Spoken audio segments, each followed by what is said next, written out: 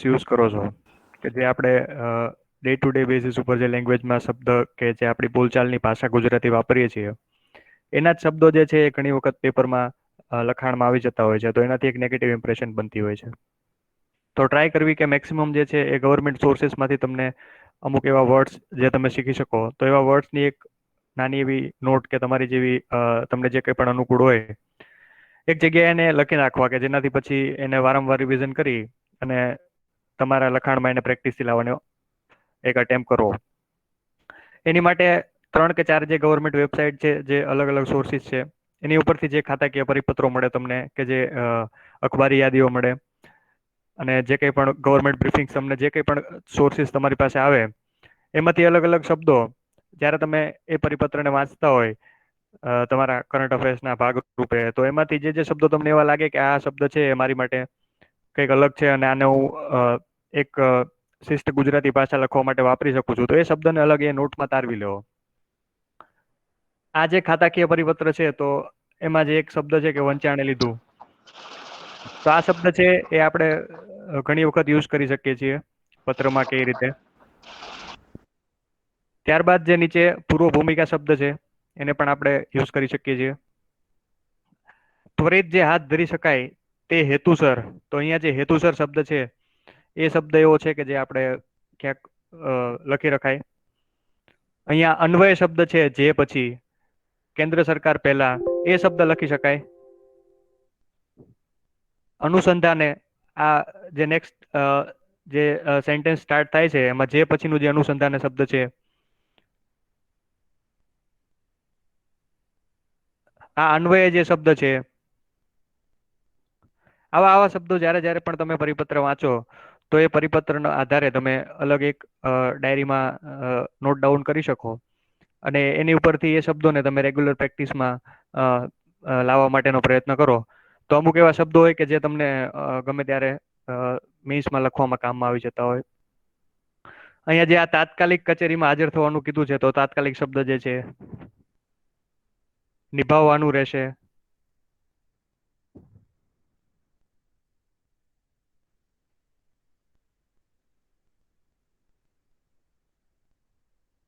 આ વિડીયો કોન્ફરન્સની જે સુવિધાઓ વિડીયો કોન્ફરન્સ સુવિધા જે લખેલી છે તો આવો કોઈ કોન્સેપ્ટ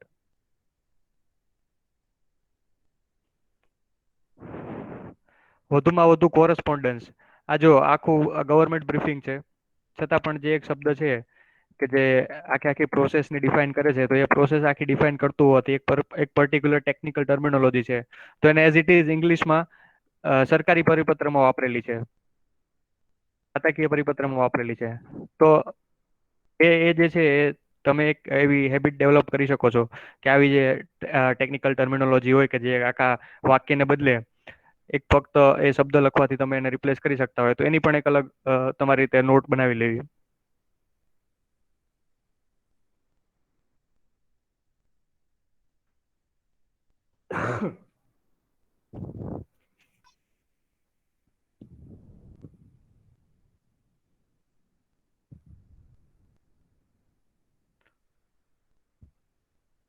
જો અહીંયા જે આશય શબ્દ છે આપણે જે હમણાં આગળ વાત કરી હતી હેતુ એના જેવો જ એક બીજો શબ્દ છે આશય.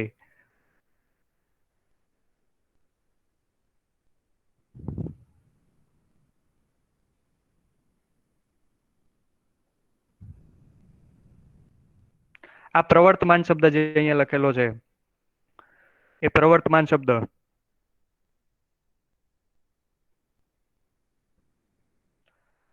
ઇન શોર્ટ કહેવાનું ખાલી એટલું કે આવા જેટલા જેટલા અલગ અલગ શબ્દો તમને મળી શકે એ તમારા સોર્સિસમાંથી તમે એક જગ્યાએ કોઈ જગ્યાએ એક જગ્યાએ નોટ ડાઉન કરો એકને જોટ ડાઉન કરો અને જ્યારે જ્યારે પણ તમે એને રેગ્યુલર ભાષામાં તમે એને વાપરવા માંગતા હોય પોતાના પરિપત્ર લખતા હોય કે કોઈ એક આન્સર લખતા હોય તો એને તમે એ શબ્દોને એમાં લાવવાનો પ્રયત્ન કરો.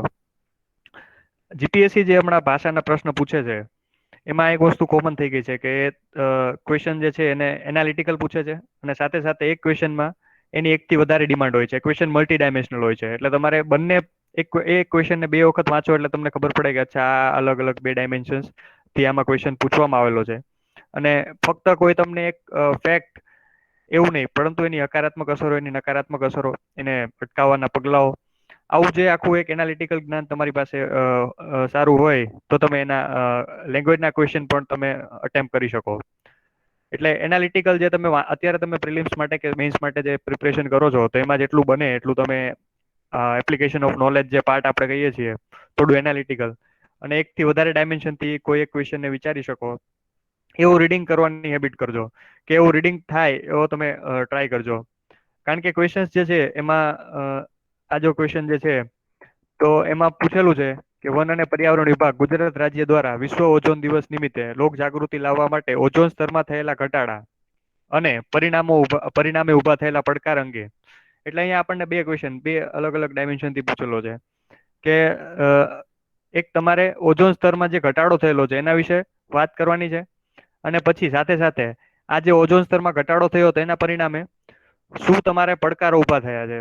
એટલે કે આ જે ક્વેશ્ચન જે છે એ તમારે આ રીતના બે ડાયમેન્શનમાં તમારે બંનેને એડ્રેસ કરવાના છે.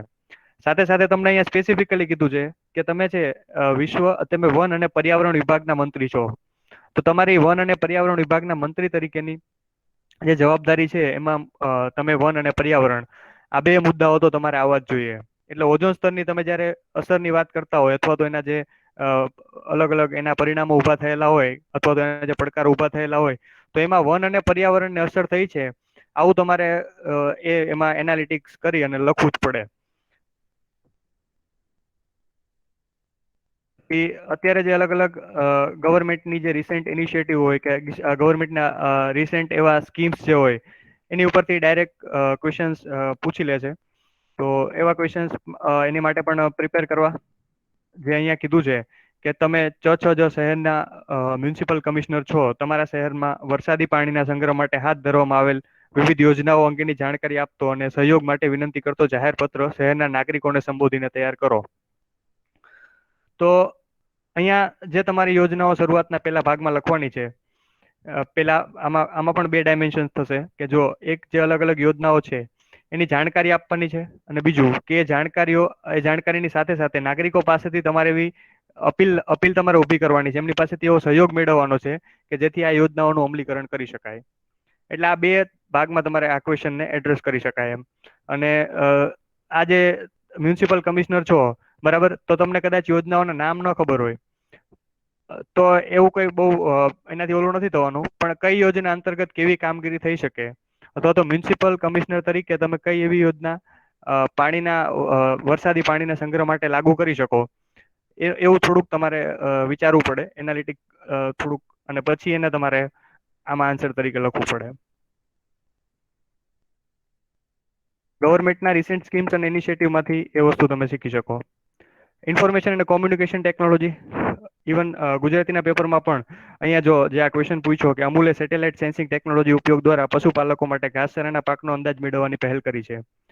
તો આ જે સેન્સિંગ ટેકનોલોજી છે એ તમે એક ઇન્ફોર્મેશન અને કોમ્યુનિકેશન ટેકનોલોજીનો ભાગ ગણી શકો, અને તમને એના વિશે સારું જ્ઞાન હોય તો તમે એનું જે આખું પ્રોજેક્ટ છે એનું આખું તમે એને એક્સપ્લેન કરી શકો.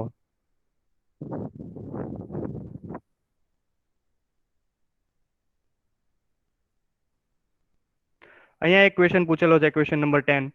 ધ ન કંપની ઓનલાઈન ડેટા મેનેજમેન્ટનું કામ કરે છે. ડિજિટલ પોલીસ ગૃહ મંત્રાલયનો એક પ્રકલ્પ છે.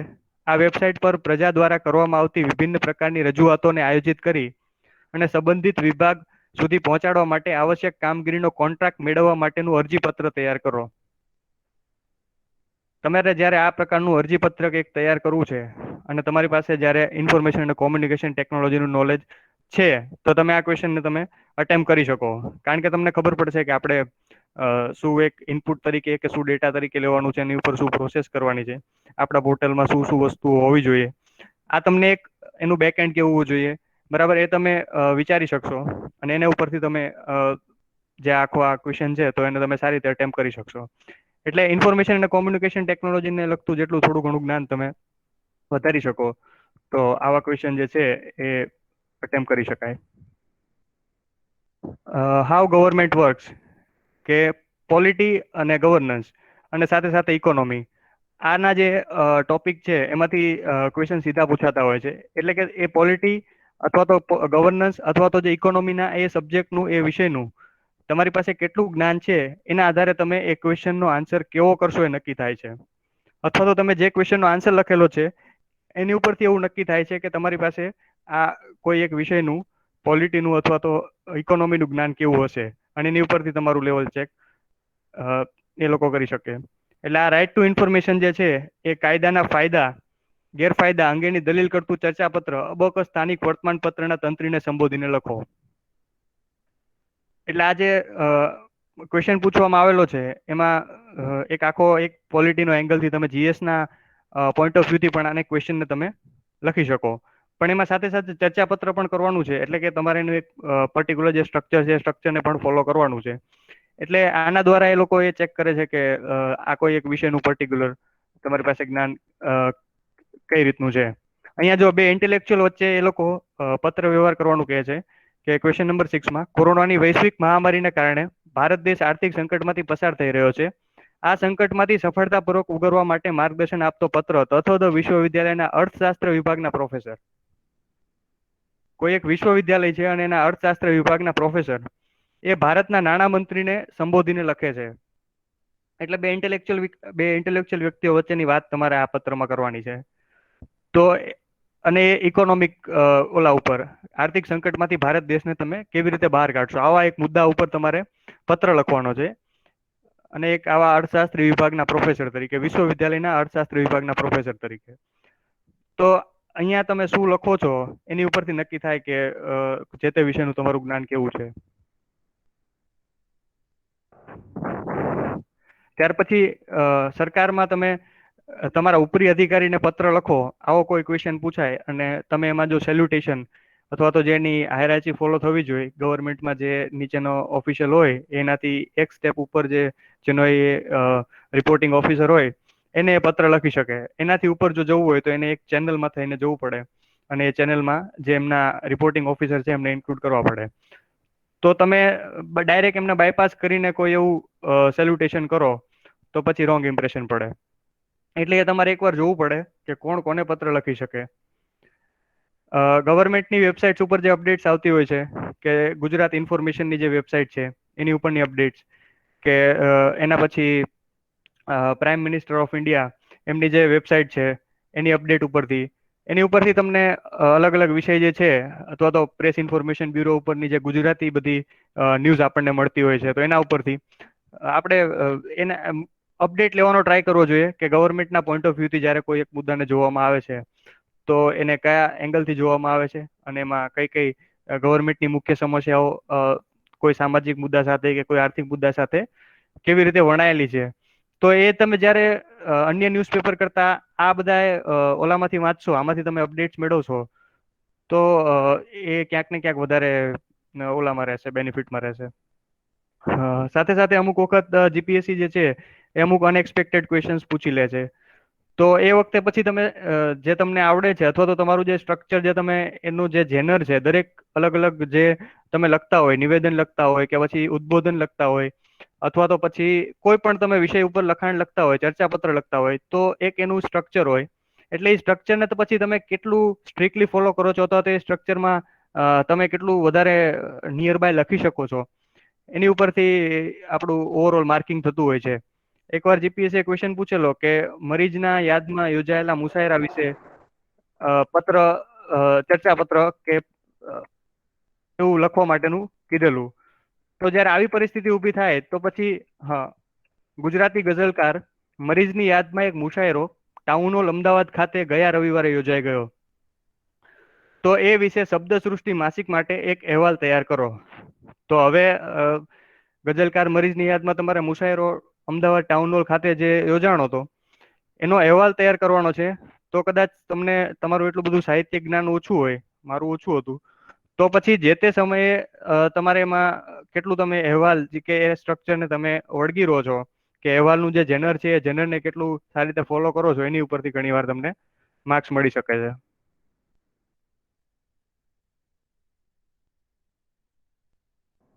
અમુક જે ઇન્સ્ટિટ્યુશન્સ જે છે એ કેવી રીતે વર્કિંગ કરે છે, કે ઈસરો છે, કે પછી તમે રિસેન્ટમાં જોશો તો જીપીએસસી એ જે અલગ, અલગ બધી સંસ્થાઓ વિશે પૂછેલું છે. એટલે એ બધી સંસ્થાઓ વિશે પણ થોડું ઘણું અહીંયા એક પૂછવામાં આવ્યું છે કે તમે તમારા મિત્રો સાથે પશ્ચિમ બંગાળ સ્થિત શાંતિ નિકેતનની લીધેલી મુલાકાત વિશે અહેવાલ લખો. પછી આમાં પૂછેલું છે કે તમે નેશનલ વોર મેમોરિયલ નવી દિલ્હીની લીધેલી મુલાકાત વિશેનો અહેવાલ લખો. પછી વિશ્વના સૌથી મોટા સ્ટેડિયમના ઉદ્ઘાટન પ્રસંગે, એટલે અમુક જે પ્લેસીસ અથવા તો આ જે અમુક ફેમસ ઇન્સ્ટિટ્યુશન્સ છે એ જે ન્યૂઝમાં રહેતી હોય બરાબર, તો એના વિશે આપણને અ, જ્ઞાન હોય તો આપણે આવું ક્વેશ્ચન કે પૂછાય તો એના ઉપર લખી શકીએ.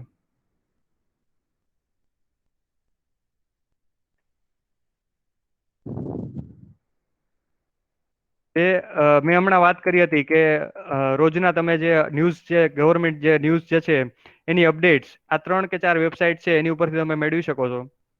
આની સાથે સાથે ગાંધીજી, સ્વામી વિવેકાનંદ કે ગુણવંત શાહ, આવા કોઈ પણ જે તમને પસંદ હોય એ લેખકનું થોડું ઘણું જે એમનું વર્ક જે છે એને વાંચવાનો ટ્રાય કરો. અને એમાંથી જે કંઈ પણ તમને સારું લાગે એને તમારી એક્ઝામમાં એને યુઝ કરવાની શરૂઆત કરી શકો છો.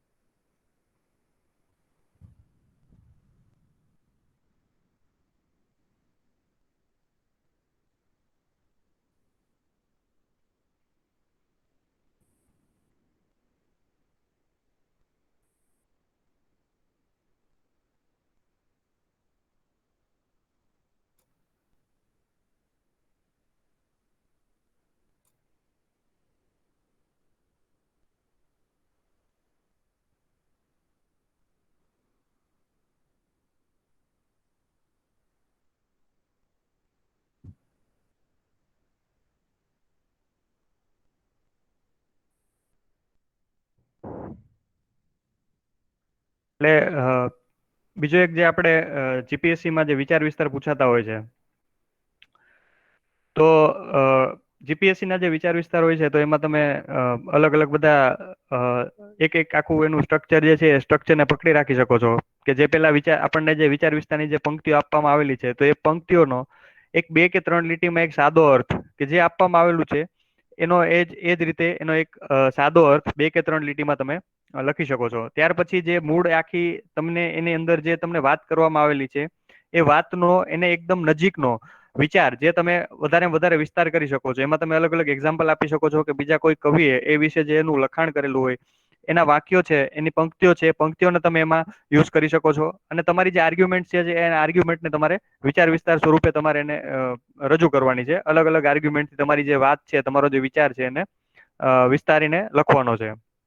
અને અંતમાં જે છે એ તમારે 2 કે 3 લીટીમાં તમને જે આખી વાત કરવામાં આવેલી છે એ વાત ઉપરથી કંઈક પોઝિટિવ નોટ ઉપર અથવા તો તમે કંઈક એમાંથી સારું શીખો છો એવા ભાવ સાથેનું એક એવું સાર એ તમારે નીચે એક તમે આમાં વિચાર વિસ્તારમાં લખવાનો હોય છે.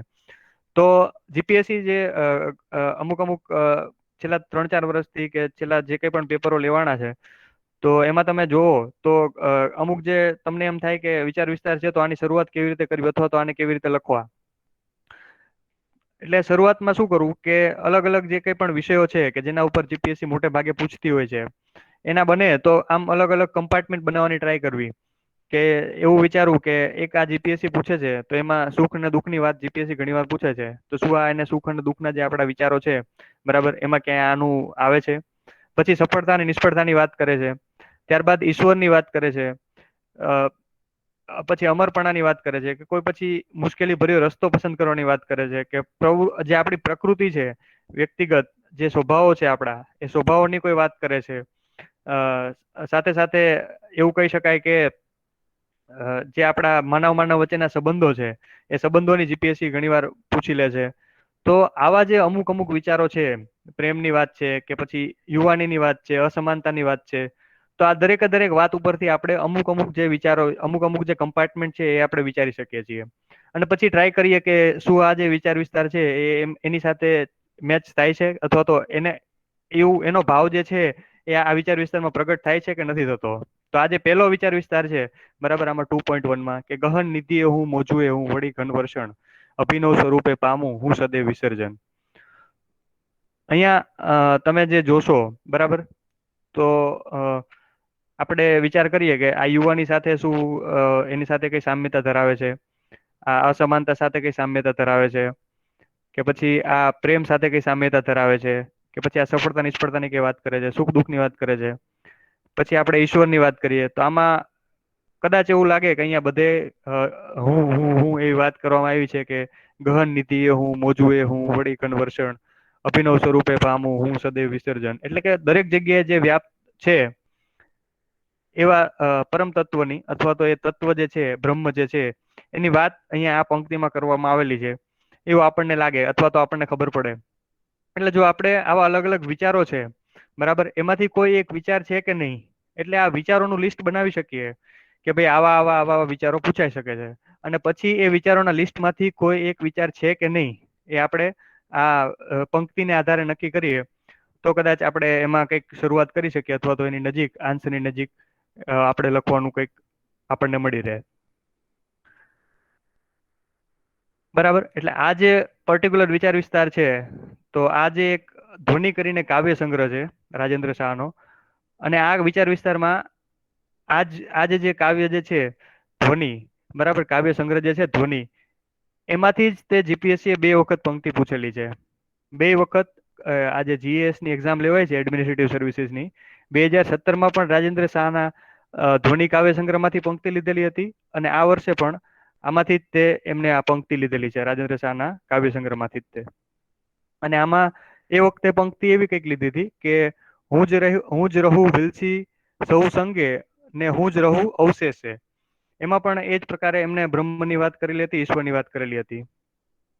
એટલે અહીંયા આપણે જો આનો વિચાર વિસ્તાર લખવાનો થાય તો કંઈક એવી રીતે લખી શકાય કે જે સૌથી પહેલા તો એક સાદો અર્થ કે અહીંયા આપણને એવી વાત કરવામાં આવેલી છે કે જે દરિયામાં મોજું છે અથવા તો વરસાદના સ્વરૂપે જે વરસે છે અથવા તો બીજા જે કંઈ પણ સ્વરૂપે છે એ બધું પાણીના જ વિવિધ સ્વરૂપો છે, અને હંમેશા એ એક સ્વરૂપમાંથી બીજા સ્વરૂપમાં જતું અથવા તો રૂપાંતરિત થતું રહે છે, પરંતુ એનું ક્યારેય પણ એના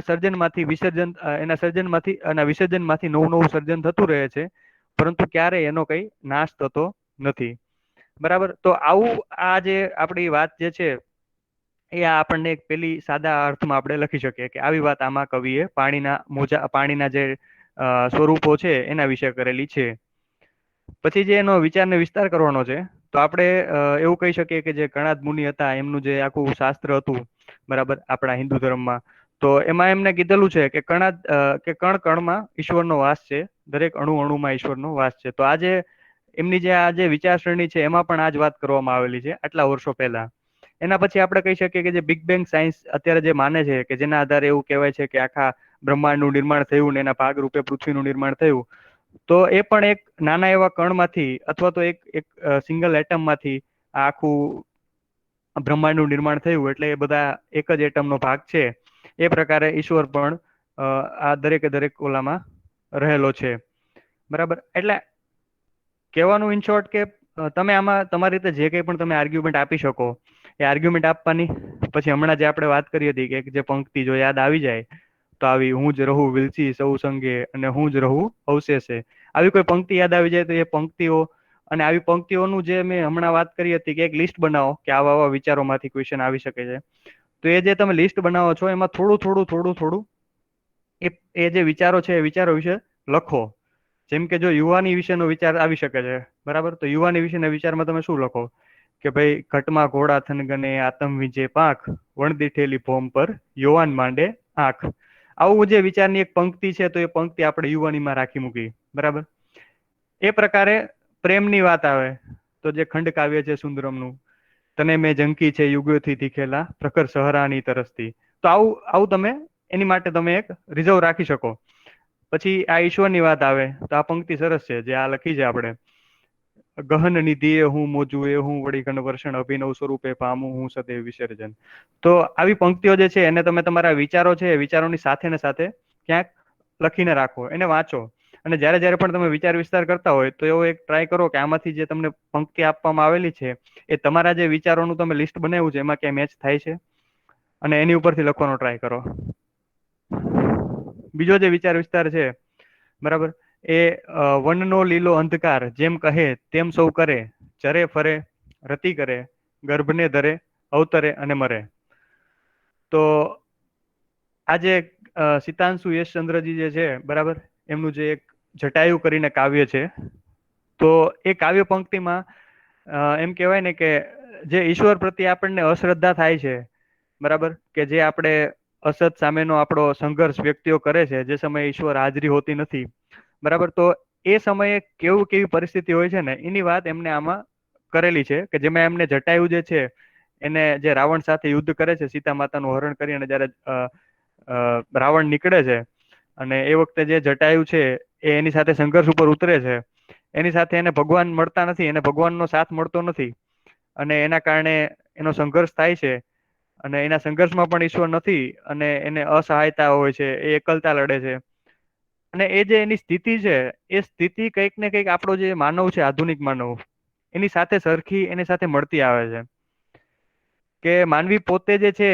એ પોતાની સાથે સંઘર્ષ કરે છે, અને એને ઈશ્વરનો સાથ કે એનો સહકાર જ્યારે મળતો નથી, બરાબર, અને જે આખું અંધકાર અને જે એની લાચારી અને એમાં એને જીવવું પડે છે ઈશ્વરના સાથ વગર, તો એની જે આ લાચારી જે છે એની વાત ક્યાંક ને ક્યાંક કવિએ એનું વર્ણન કરેલું છે. જટાયુને એમાં એમને એક સિમ્બોલ તરીકે લીધેલો છે, કે એટલા બધા કહેવાય ને કે ગરુડો હોય છે, કે જે એમ કે આખું ઝુંડ રહેતું હોય છે, પણ જે જટાયુ છે એ આખો આસમાનને ચીરી નાખે એટલો સમર્થ અને એટલો બાહોશ હોય છે, અને જ્યાં સુધી એને ઈશ્વરનો સાથ મળતો નથી ત્યાં સુધી આપણે જેમ એ લાચાર રહી અને રાવણ સામે હારી જાય છે, પોતે સાચો હોય છે, એનું સત્ય હોય છે, છતાં પણ હારી જાય છે. તો આધુનિક સમયમાં પણ માનવી ક્યાંક ને ક્યાંક આવી એક સ્થિતિમાંથી પસાર કરતો હોય છે, આવી સ્થિતિમાંથી પસાર થતો હોય છે.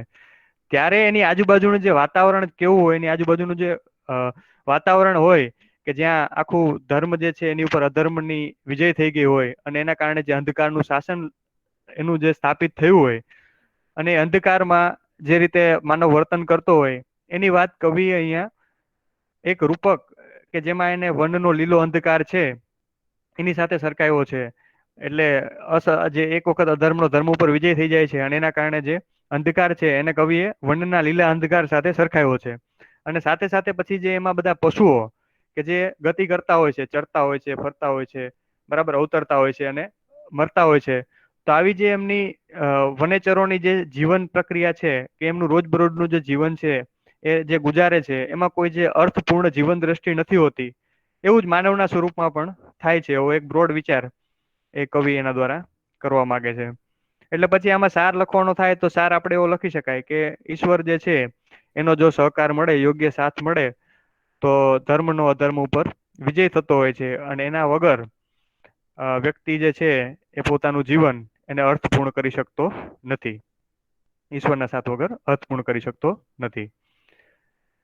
એટલે આવી રીતે જે કંઈ પણ અલગ અલગ જે આપણે લિસ્ટ બનાવેલું હોય, એ લિસ્ટમાંથી કોઈ આપણને એમ થાય કે પંક્તિ જે છે એ બરાબર બેસી જાય છે, તો એની ઉપરથી આપણે કંઈક લખી શકીએ, બરાબર.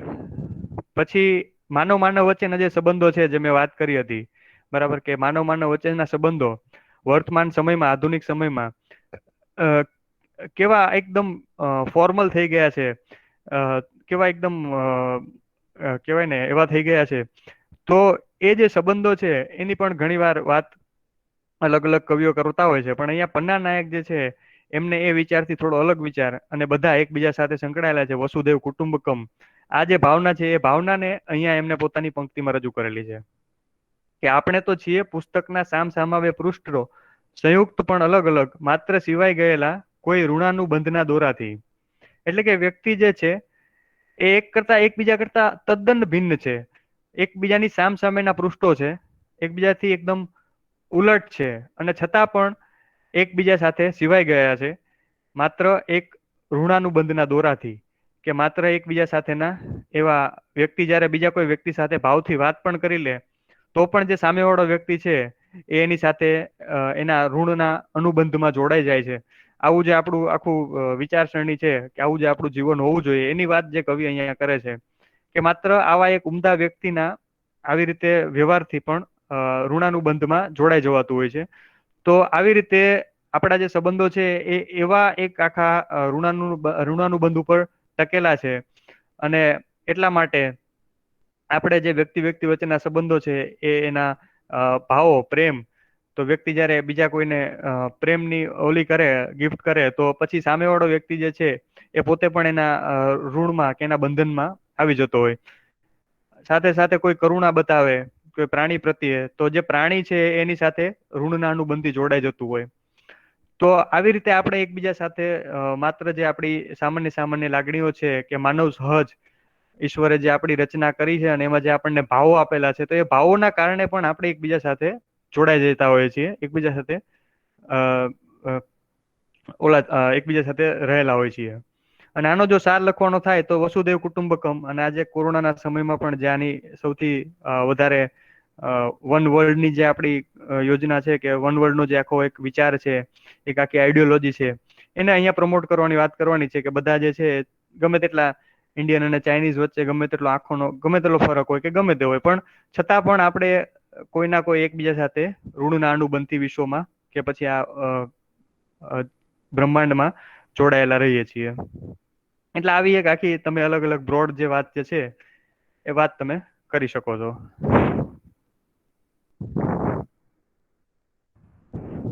એટલે વિચાર વિસ્તાર જે છે એ આપણે આવી રીતે અ અલગ અલગ ઓલા ઉપરથી નક્કી કરી અને લખી શકીએ.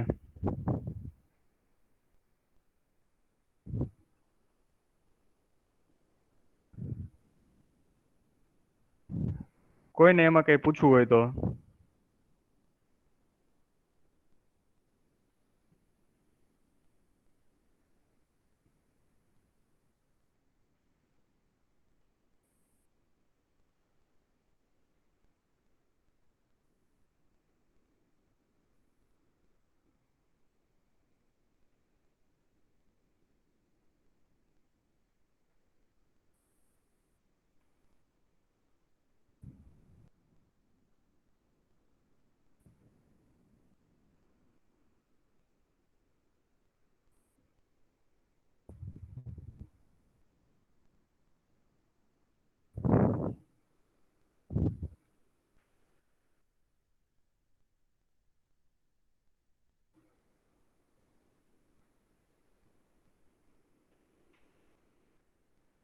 એકદમ અનનોન લાઈન્સ આવી જાય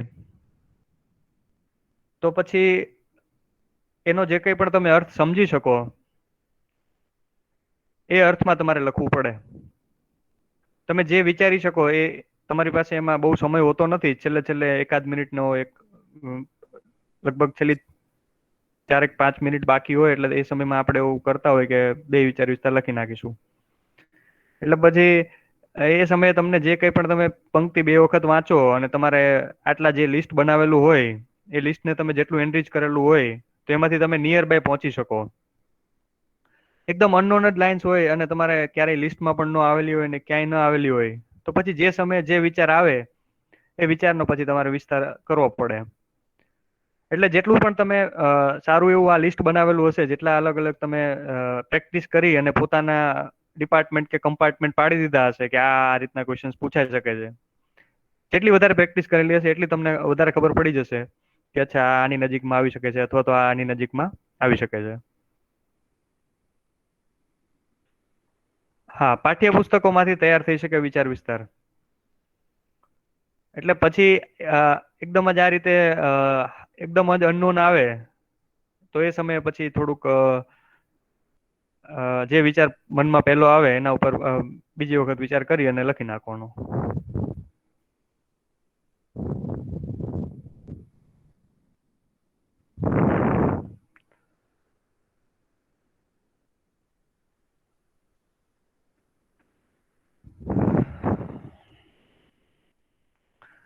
સારું, મારી પાસે જે મેં અમુક અમુક જે પંક્તિઓ જે હતી કે મેં જે અમુક અમુક વિચાર વિસ્તારો વિશે અમુક અમુક જે મેં કમ્પાર્ટમેન્ટ મારી રીતે પાડ્યા હતા, બરાબર.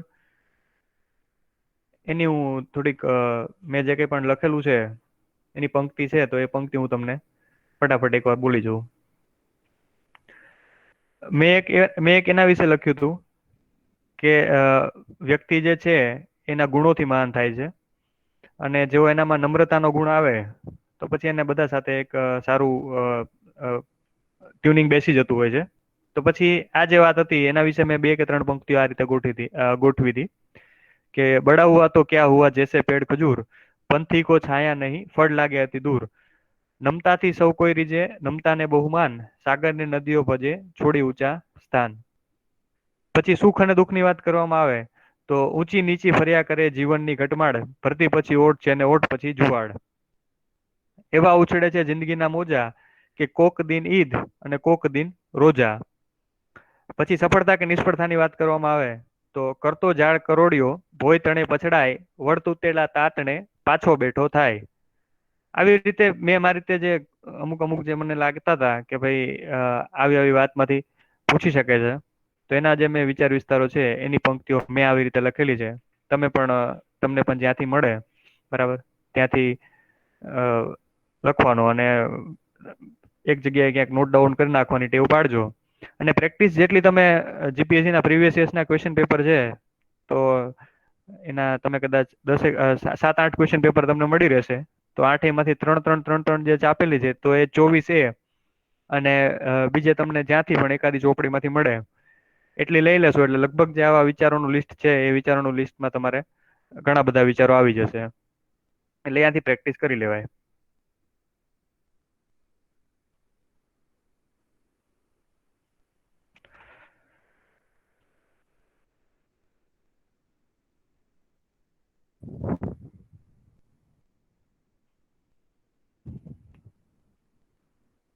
સારું.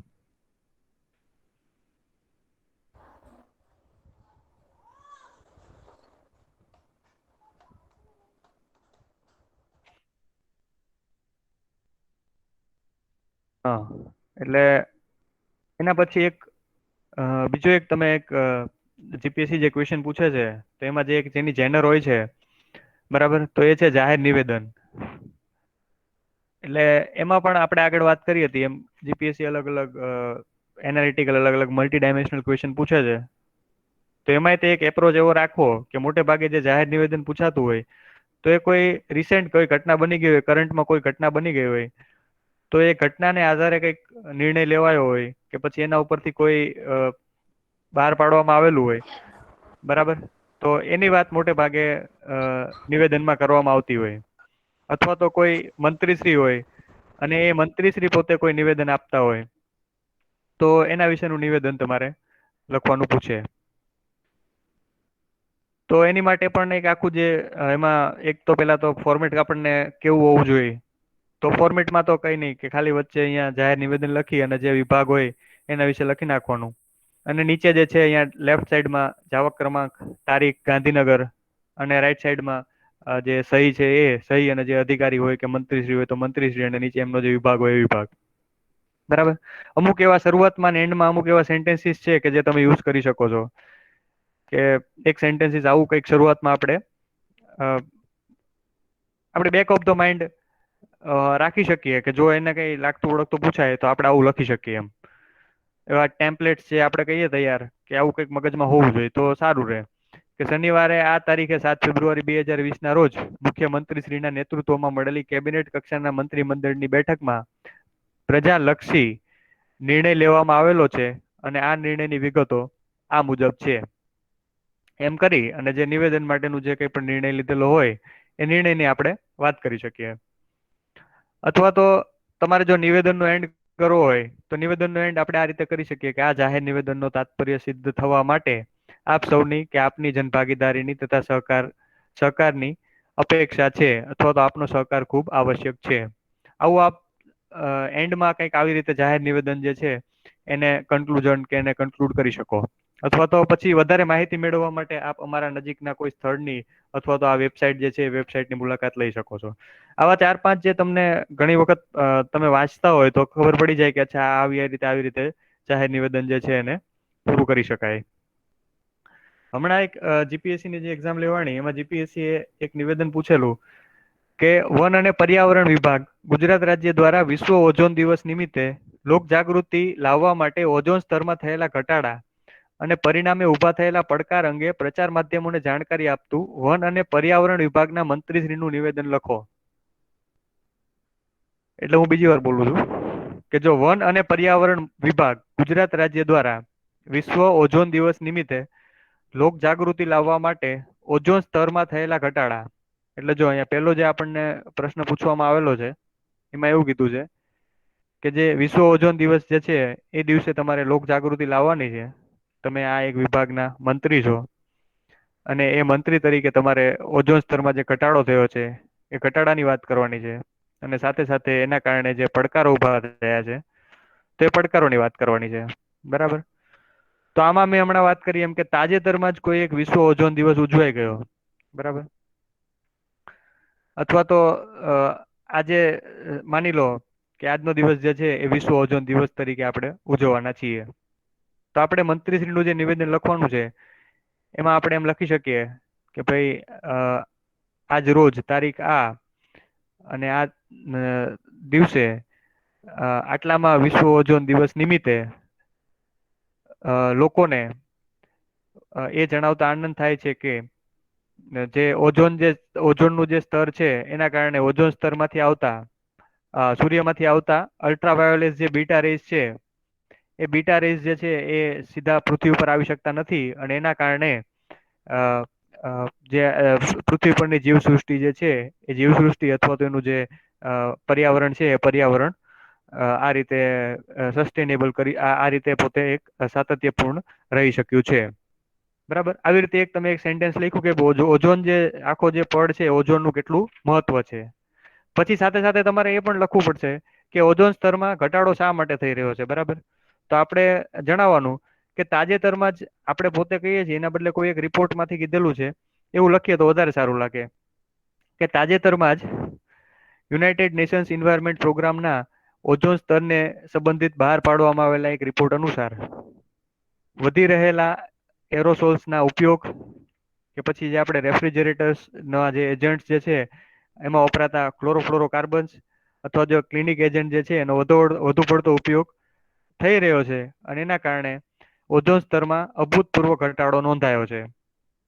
સાથે સાથે રિપોર્ટમાં એ પણ કહેવામાં આવ્યું છે કે જે નોર્થ પોલ છે અને સાઉથ પોલ છે કે જે ઉત્તર ધ્રુવ અને દક્ષિણ ધ્રુવ તો એ બંનેમાં પણ જે આ ઘટાડો છે એનું પ્રમાણ ખૂબ વધારે છે. પછી આપણે આ જે પેલી વાત છે એ સ્તરમાં ઘટાડો થયો એની વાત કરી.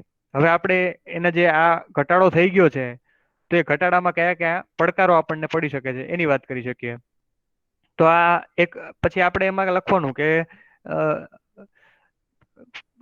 મને માહિતી મને જણાવવામાં આવ્યું છે કે અથવા તો મને માહિતી આપવામાં આવી છે કે આ ઓઝોન સ્તરમાં જે આ ઘટાડો થાય છે તો એના કારણે જે અલ્ટ્રાવાયોલેટ બીટા રેસ છે એ સીધા મનુષ્યના જે ચામડીનો ત્વચાનો જે ભાગ છે એના કેન્સર માટે અથવા તો આપણા આંખમાં જે સીધા કિરણો પડે તો એના કારણે મોતિયાની સમસ્યા અથવા તો કેટરેકની સમસ્યા અથવા તો આપણા જે બ્લાઇન્ડનેસ જે કહીએ છીએ આપણે કે અંધત્વ તો અંધત્વની સમસ્યા માટે પણ આ કિરણો જવાબદાર છે.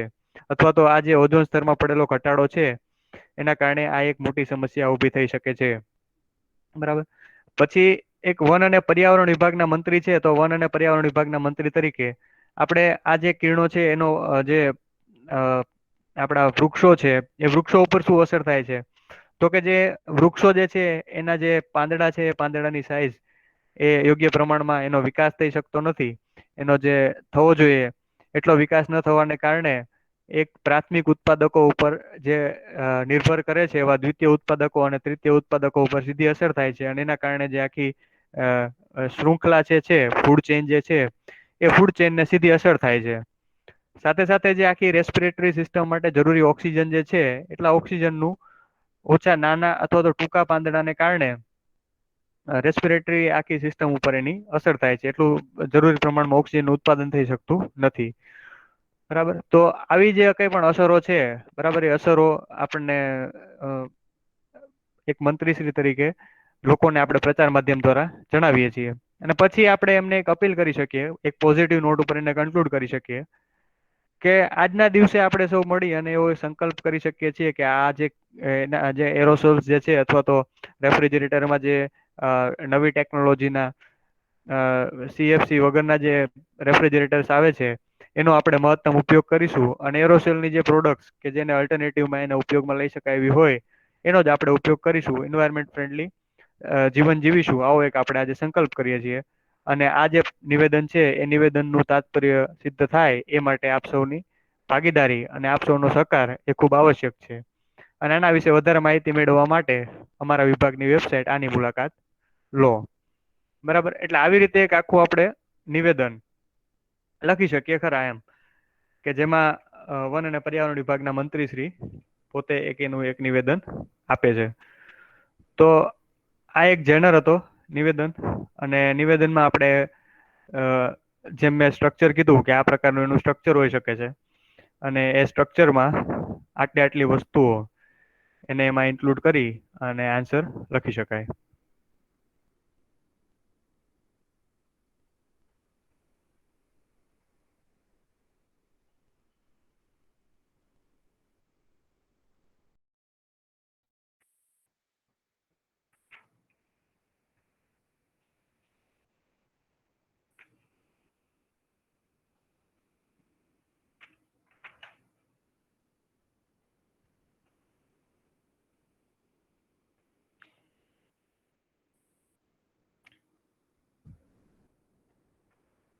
હમ. કોઈને કઈ પૂછવું હોય તો?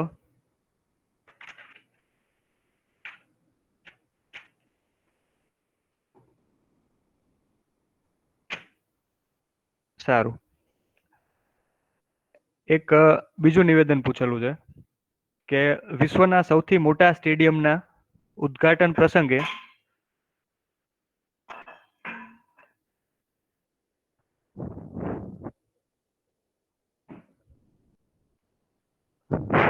વિશ્વના સૌથી મોટા સ્ટેડિયમના ઉદ્ઘાટન પ્રસંગે ભારતના આદરણીય વડાપ્રધાનશ્રીનું પ્રચાર માધ્યમો માટેનું સ્ટેડિયમ અંગેની તમામ માહિતી, તમામ વિગતો આપતું નિવેદન તૈયાર કરો. બરાબર, એટલે એક આવું નિવેદન આપણને પીઆઈ ની પરીક્ષામાં જીપીએસએ પૂછેલું છે. તો અહીંયા એક વડાપ્રધાનશ્રીનું પ્રચાર માધ્યમો માટેનું નિવેદન એ આપણે તૈયાર કરવાનું છે.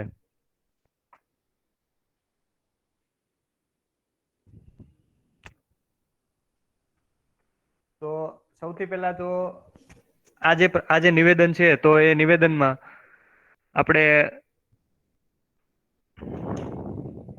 વડાપ્રધાન તરીકે કે જે આ હાલમાં જીસીએ દ્વારા જે આખું નવનિર્મિત જે સ્ટેડિયમ જે છે કે જે વિશ્વનું સૌથી મોટું સ્ટેડિયમ તરીકે નિર્માણ પામ્યું છે, બરાબર, તો એના વિશે આપણે થોડીક કંઈક એવી વાત કરવી પડે કે આ જે છે એ સૌથી મોટા સ્ટેડિયમનું જે આ ઉદ્ઘાટન પ્રસંગ જે છે એ હું સર્વ દેશવાસીઓને અને ખાસ કરીને જે ક્રિકેટ ચાહકો છે તો આ ક્રિકેટ ચાહકોને હું એક અભિનંદન પાઠવું છું. બરાબર, પછી એક આવડું મોટું એક આખું ઊભું થયું છે, મોટેરા સ્ટેડિયમ આખું બનાવવામાં આવેલું છે, તો એનું જે બનાવ્યું છે જેનું આ વર્તમાન સ્વરૂપ જે છે, તો બરાબર એની માટે જે અમુક વ્યક્તિઓ જે હશે જેમને એમનું યોગદાન આપેલું હોય, કે જે એના અધિકારીઓ હોય, કે જે અમુક એના એજન્સીઝ હોય, કે પછી જે કંઈ પણ જે કંઈ લોકોએ એમાં પાર્ટિસિપેટ કરેલું હોય, બરાબર, તો એમને જે કંઈ પણ એફર્ટ્સ મૂકેલા છે આ બનાવવા માટે, એના કામને આપણે એક પ્રશંસા કરીએ. કે પછી મોટેરા સ્ટેડિયમના જે આ વર્તમાન સ્વરૂપ આપવા માટે જે જવાબદાર વ્યક્તિઓ છે, જે અધિકારીઓ છે, પદાધિકારીઓ છે, એજન્સી જે છે, એ બધાને હું એક વિશેષ સરાહના આપું છું કે બધા એક વિશેષ સરાહનાને પાત્ર છે. એટલે દરેક વ્યક્તિનું આપણે સન્માન કર્યું કે જેને આટલું મોટું સરસ સ્ટેડિયમ બનાવ્યું છે. પછી આપણે એ જે સ્ટેડિયમ જે છે એની વિશેષતા વિશે વાત કરવાની છે. આ વાત કરી લીધી આપણે કે શરૂઆતમાં બધા જે સેલ્યુટેશન કરવાનું હતું કે દેશવાસીઓને, કે ક્રિકેટ પ્રેમીઓને, કે પછી આ જે સ્ટેડિયમ બનાવ્યું છે એ લોકોને, તેની વાત આપણે કરી લીધી. હવે આપણે જે સ્ટેડિયમ છે એ સ્ટેડિયમ વિશે વાત કરવાની છે કે એમાં કઈ કઈ વિગતો એવી છે કે જે લોકોને કે પછી બહારના લોકોને આપણે જાણ કરી શકીએ, કે બહારના લોકોને આપણે કહી શકીએ. તો આ જે સ્ટેડિયમ જે છે એ સ્ટેડિયમની જે અત્યાધુનિક સુવિધાઓ છે અને એનું જે આખું ભવ્ય સ્ટેડિયમ જે છે એ સ્ટેડિયમ ઓસ્ટ્રેલિયાનું જે મેલબોર્નનું ક્રિકેટ સ્ટેડિયમ જ્યાંની પહેલાનું સ્ટેડિયમ હતું કે જેમાં 90,000 સીટોની કેપેસિટી હતી, તો એના કરતાં પણ આ સ્ટેડિયમ વધારે મોટું છે અને એમાં 1,32,000 કે એટલી બધી વધારે ઓલા મેલબોર્નના સ્ટેડિયમ કરતા વધારે એની કેપેસિટી છે. બરાબર, એ આપણી માટે એક ગર્વની બાબત છે. એમ આપણે વિશ્વને કહી રહ્યા છીએ કે આપણી માટે એ ગર્વની બાબત છે કે આપણી જે આ 90,000 સીટોની કેપેસિટી વાળું જે મેલબોર્નનું સ્ટેડિયમ હતું એના કરતાં પણ મોટું 1,32,000 સીટોની કેપેસિટી વાળું, 2-5 હજાર નહીં, એવું મોટું સ્ટેડિયમ એ આપણા અમદાવાદને કે આપણા આંગણે છે. પછી આપણે સૌથી એક આપણને કોમન જે આપણને ખ્યાલ આવે કે સ્ટેડિયમ છે તો ડે નાઇટ મેચિસ રમાશે. તો પછી સરકાર એટલો બધો પ્રયત્ન કરી રહી છે કે કોઈ પણ જગ્યાએ જે એનર્જી જે યુઝ થાય એ મેક્સિમમ એનર્જી ઇફિશિયન્ટ હોય એની માટે એક આખો જે બ્યુરો ઓફ એનર્જી એફિશિયન્સી, એક આખો બ્યુરો સરકારે બનાવેલો છે જે કામ માટે. તો એને અનુલક્ષીને આપણે જે ડે નાઇટ મેચોની જે કંઈ પણ રમત રમાડવામાં આવેલી હશે તો એમાં જે લાઈટ વાપરવામાં આવેલી હશે એ એલઈડી લાઈટ વાપરવામાં આવેલી હશે, અને એની માટે જે કંઈ પણ એનર્જી વપરાતી હશે અથવા તો જે વીજળીનો વપરાશ હશે એ બાકીના કોઈ પણ સ્ટેડિયમમાં વપરાતી લાઇટ કરતાં 50% જેટલો ઓછો હશે, એવું આપણે એક સ્ટેટમેન્ટ લખી શકીએ. પછી સાથે સાથે જે ગ્રીન બિલ્ડિંગ સર્ટિફિકેશન હોય છે કે જે કેટલું બિલ્ડિંગ જે છે એ કેટલું ઇન્વાયરમેન્ટ ફ્રેન્ડલી છે, કેટલું સસ્ટેનેબલ છે, તો એની અંતર્ગત જે અલગ અલગ રેટિંગ આપવામાં આવે, સિલ્વર રેટિંગ, ગોલ્ડ રેટિંગ, તો એમાં પણ આપણે એવું કહી દઈએ કે ભાઈ આ જે સ્ટેડિયમ જે છે એ પર્યાવરણ પ્રિય વિકાસનું એક ઉત્તમ ઉદાહરણ છે, અને આ બિલ્ડિંગને ગ્રીન બિલ્ડિંગ સર્ટિફિકેશનની અંતર્ગત એક ગોલ્ડ રેટિંગ આપવામાં આવેલું છે. બરાબર, એટલે આપણે શું કર્યું કે સ્ટેડિયમની વિશેષતા તો લખી, પણ એને આપણે એક અલગ રીતે લખી, એક અલગ રીતે રજૂઆત કરી. એક જે આપણે કહીએ કે થોડુંક આમ સ્ટાન્ડર્ડ લાગે કે ભાઈ અચ્છા અચ્છા આમને આમને એને સર્ટિફિકેટ આપેલું છે એટલે એ સ્ટેડિયમ સારું હશે. બરાબર, એવું આપણે પોતે નહીં પણ બીજા જે એપ્રુવડ જે સર્ટિફિકેશન્સ જે છે એ સર્ટિફિકેશન્સની આપણે વાત કરી. બરાબર, પછી હવે એ જે સ્ટેડિયમ જે છે આ આવડું મોટું સ્ટેડિયમ બનેલું છે, તો એની સાથે સાથે આપણના જે ખેલાડીઓ છે એ બીજી ગેમ્સમાં પણ વિશ્વ સ્તરીય પ્રદર્શન કરી રહ્યા છે. તો એમના માટે પણ વિશ્વ કક્ષાની માળખાગત સુવિધાઓ મળી રહે. બરાબર, એ માટેનું આખું આંતરરાષ્ટ્રીય સ્તરનું જે આખું સ્પોર્ટ્સ એન્કલેવ જે આપણે કહી શકીએ. બરાબર, તો એ આખું સ્પોર્ટ્સ એન્કલેવ એનું નિર્માણ પણ આ સ્ટેડિયમની અંદર જ કરવામાં આવેલું છે. એટલે એમાં જે એક સરદાર વલ્લભભાઈ પટેલ સ્પોર્ટ્સ એન્કલેવ જે બનાવવામાં આવેલું છે એમાં રાષ્ટ્રીય કે ઓલિમ્પિક સ્તરના જે માપદંડો છે એને અનુસાર આખે આખું અલગ અલગ જે બીજી ગેમ્સ જે છે, બીજા ખેલો જે છે એની માટેનું આખું મેદાન તૈયાર કરવામાં આવેલું છે, આખું એન્કલેવ તૈયાર કરવામાં આવેલું છે. એટલે આ જે સ્ટેડિયમ છે એની એક વિશેષતા થઈ ગઈ કે માત્ર એનું ક્રિકેટનું સ્ટેડિયમ છે નહીં, અને એમાં જે છે એ બીજા પણ ગેમ્સ રમી શકાય છે.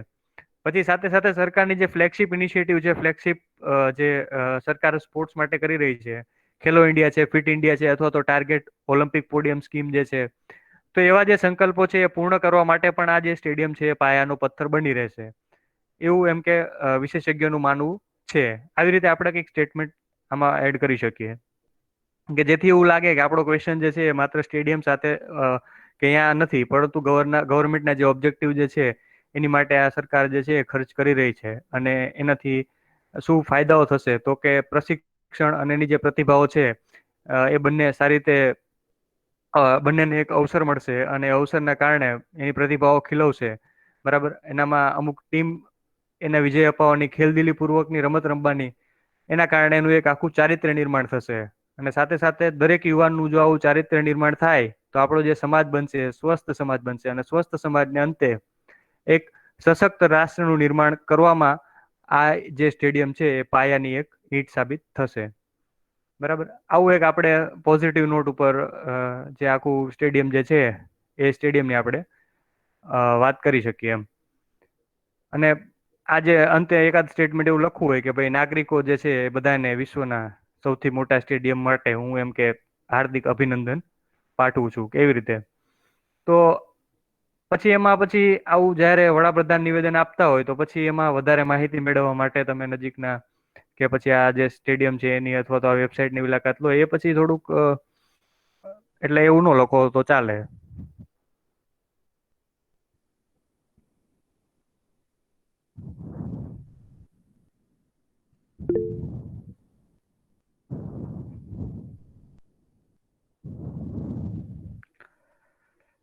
આ જે નિવેદનો પૂછાય છે તો એમાં જો અનનોન નિવેદન પૂછાય તો પછી એને કેવી રીતે લખી શકાય?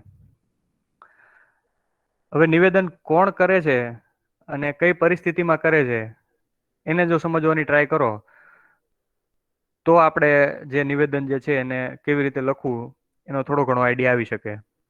અહીંયા વડાપ્રધાન નિવેદન કરે છે અને કોઈ એક સ્ટેડિયમના ઉદ્ઘાટન પ્રસંગે નિવેદન કરે છે.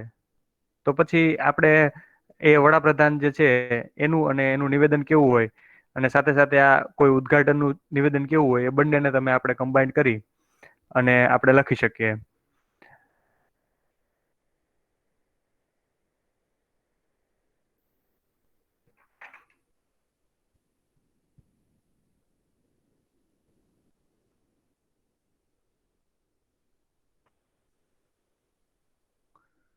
ઓકે.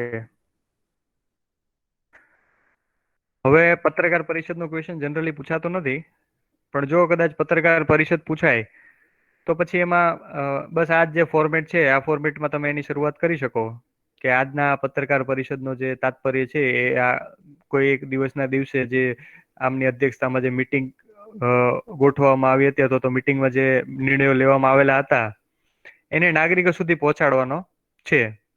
કે આ જે પત્રકાર પરિષદ જે છે એનો આયોજનનો ધ્યેય આના વિશે નાગરિકોને જાગૃત કરવાનો છે. આવી રીતે કોઈ પણ તમે એકાદું સ્ટેટમેન્ટ એવું છે એનાથી પત્રકાર પરિષદની કે પત્રકાર જે મિત્રો છે એમને સંબોધન કરી અને પત્રકાર પરિષદની શરૂઆત કરી શકો છો. અને પછી અંતમાં જે છે એ પત્રકાર મિત્રોએ હંમેશા ગુજરાત સરકારના દરેક નિવેદનને યોગ્ય રીતે સમજી અને લોકમાનસ કેળવવામાં ખૂબ મોટો ફાળો આપ્યો છે. અને હું આશા રાખું છું કે આ નિર્ણયને પણ યોગ્ય રીતે પ્રસારિત કરવામાં સહકાર મળી રહેશે. બરાબર. આવી રીતે કોઈ એક તમે એકાદ આવું સ્ટેટમેન્ટ જે છે એના દ્વારા તમે પત્રકાર પરિષદનો અંત કરી શકો. પત્રકાર પરિષદને અંતે બે ત્રણ ક્વેશ્ચન્સ પૂછવા કે એક પત્રકાર પૂછે છે અને એનો આન્સર કરે છે, બીજો પત્રકાર પૂછે છે અને એનો આન્સર કરે છે.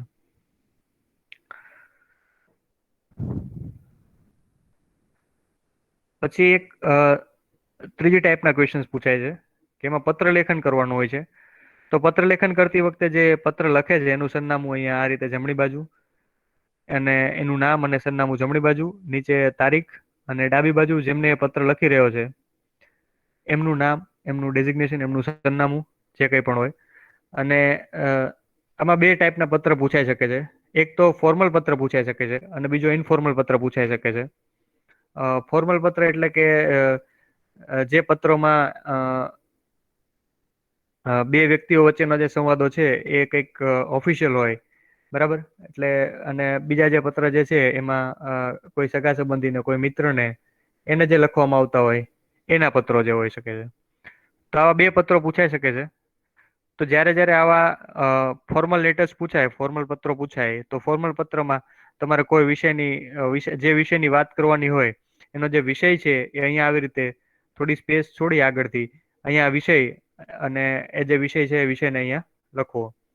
બરાબર. એના પછી જે તમે કોઈ અધિકારી તરીકે કે કોઈ એક નાગરિક તરીકે જ્યારે કોઈ એક અધિકારીને પત્ર લખી રહ્યા છો, આવો પ્રશ્ન પૂછાય. બરાબર. તો એ સમયે અથવા તો તમે કોઈ એક એવા વ્યક્તિને પત્ર લખી રહ્યા છો કે જેને માન સન્માન કરવું જોઈએ એવું તમને લાગે છે, તો એને પત્ર લખતા હોય તો એક એવું ફોર્મલ સેન્ટેન્સ કે જેનાથી વાંચવા વાળાને એમ થાય કે એક સેન્સિબલ પર્સન લખે છે.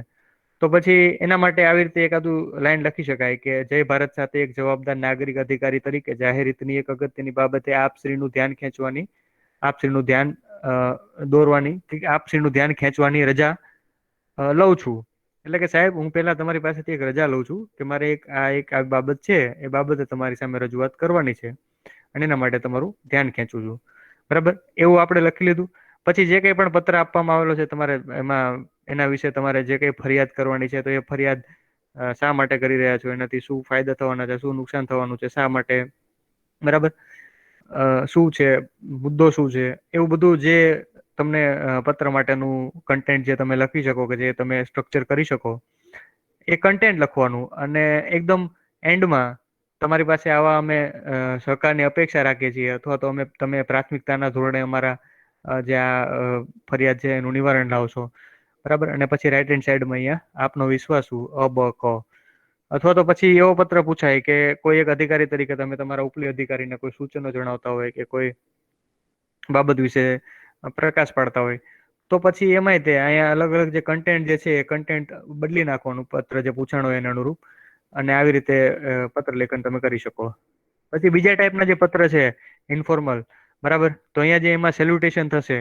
તો આ જે ફોર્મલ પત્રો છે એમાં મોટે ભાગે માનનીય સાહેબ શ્રી અને અહીંયા જે છે એ આપનો વિશ્વાસુ, આવા શબ્દો કે આવા સેલ્યુટેશન વપરાય છે. અને ઇન્ફોર્મલ લેટર્સ હોય તો પછી મારી વાલી કે પછી પ્રિય મિત્ર, આવા બધા જે સેલ્યુટેશન છે એ વપરાતા હોય. અને નીચે પછી તારો પ્રિય મિત્ર, કે પછી આવું જે કંઈ પણ હોય કે પિતાશ્રીને સાષ્ટાંગ પ્રણામ કે જે ભાઈને પત્ર લખજે, તો ભાઈને પત્ર લખે તો મારી યાદ આપજે. અને નીચે તારી વાલી દીકરીના સાષ્ટાંગ પ્રણામ. તો આવું આવું કંઈ પણ તમને ઇન્ફોર્મલ લેટર પૂછાઈ શકે, તો આવું તમે તૈયાર રાખી શકો. અને પછી જ્યારે પણ કંઈ લખવાની જરૂરિયાત પડે તો તમે એને લખી શકો.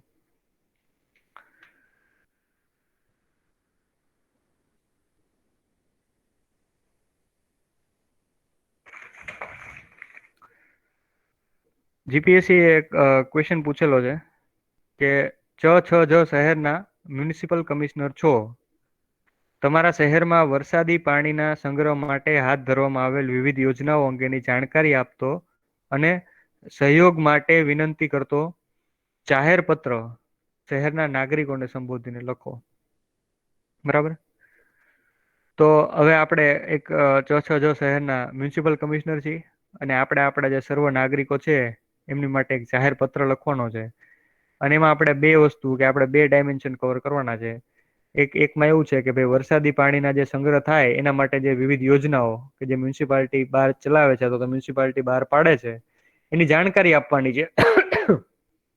અને બીજું કે જે આ જાણકારી છે એના આધારે જે યોજનાઓનું અમલીકરણ કરવાનું છે એ અમલીકરણ માટે એમને સહયોગ માટે વિનંતી કરવાની છે. તો આવા બે મુદ્દા ઉપર જે આપણે જે છે એ આપણે એક પત્ર લખવાનો છે. એટલે પછી મ્યુનિસિપલ કમિશનર મ્યુનિસિપલ કમિશનર અને શહેર, બરાબર, એ બધું અહીંયા ટોપ રાઈટ હેન્ડ સાઈડમાં આપણે લખશું. બરાબર. પછી તારીખ, અને પછી અહીંયા પ્રતિક એવું નહીં, પરંતુ શહેરીજનો, બરાબર, એવી રીતે આપણે લખી શકીએ. અને પછી નીચે પત્રનો વિષય લખવાની પણ આમાં જરૂરિયાત નથી. પછી આપણે બે જે વાત કરવાની છે કે પેલા વાતમાં જે વોટર હાર્વેસ્ટિંગ થાય કે વરસાદી પાણીનો સંગ્રહ થાય, તો વરસાદી પાણીનો સંગ્રહ કઈ કઈ જગ્યાએ કરી શકીએ છીએ, બરાબર, અને એના માટે કેવી કેવી યોજનાઓ હોઈ શકે છે.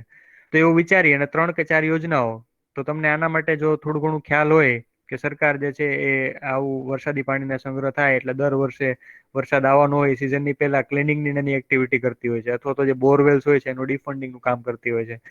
તો આ બધું જે કામ કરવામાં આવે છે એના આધારે કોઈ એક કે બે યોજનાઓ, અથવા તો જે સ્કૂલ હોય છે તો એના જે સ્કૂલ ચિલ્ડ્રન્સ જે છે એ સ્કૂલ ચિલ્ડ્રન્સની માટે એક આખું વોટર હાર્વેસ્ટિંગ સિસ્ટમ બનાવેલી હોય, અને એમાં એનું જે રૂફટોપ હોય, રૂફટોપમાંથી સીધું જ તે વોટર હાર્વેસ્ટિંગ થતું હોય, એવી કોઈ એક યોજના. અને ત્રીજી એકાદી યોજના કે જે સરફેસ વોટર હોય, બરાબર, જે સરફેસ વોટર, એ સરફેસ વોટરનું હાર્વેસ્ટિંગ કરતી અમુક એમાં વોટર એસોસિએશન હોય કે પછી અમુક જે સોશિયલ ઇન્સ્ટિટ્યુશન્સ હોય, વેલફેર એસોસિએશન્સ હોય કે એનજીઓસ હોય, બરાબર, એમની માટેની એક સંસ્થા. આવી ત્રણેક સંસ્થાનો થોડો ઘણો આપણે યોજનાઓ બનાવી અને પછી એમાં આપણે લખી શકીએ. જેમ કે આપણે શાળા વરસાદી પાણી સંગ્રહ યોજના, બરાબર, પછી સામાજિક સંસ્થા વરસાદી પાણી સંગ્રહ યોજના, પછી આવી રીતે બે કે ત્રણ જે યોજનાઓ છે એ આપણે યોજનાઓ બનાવી.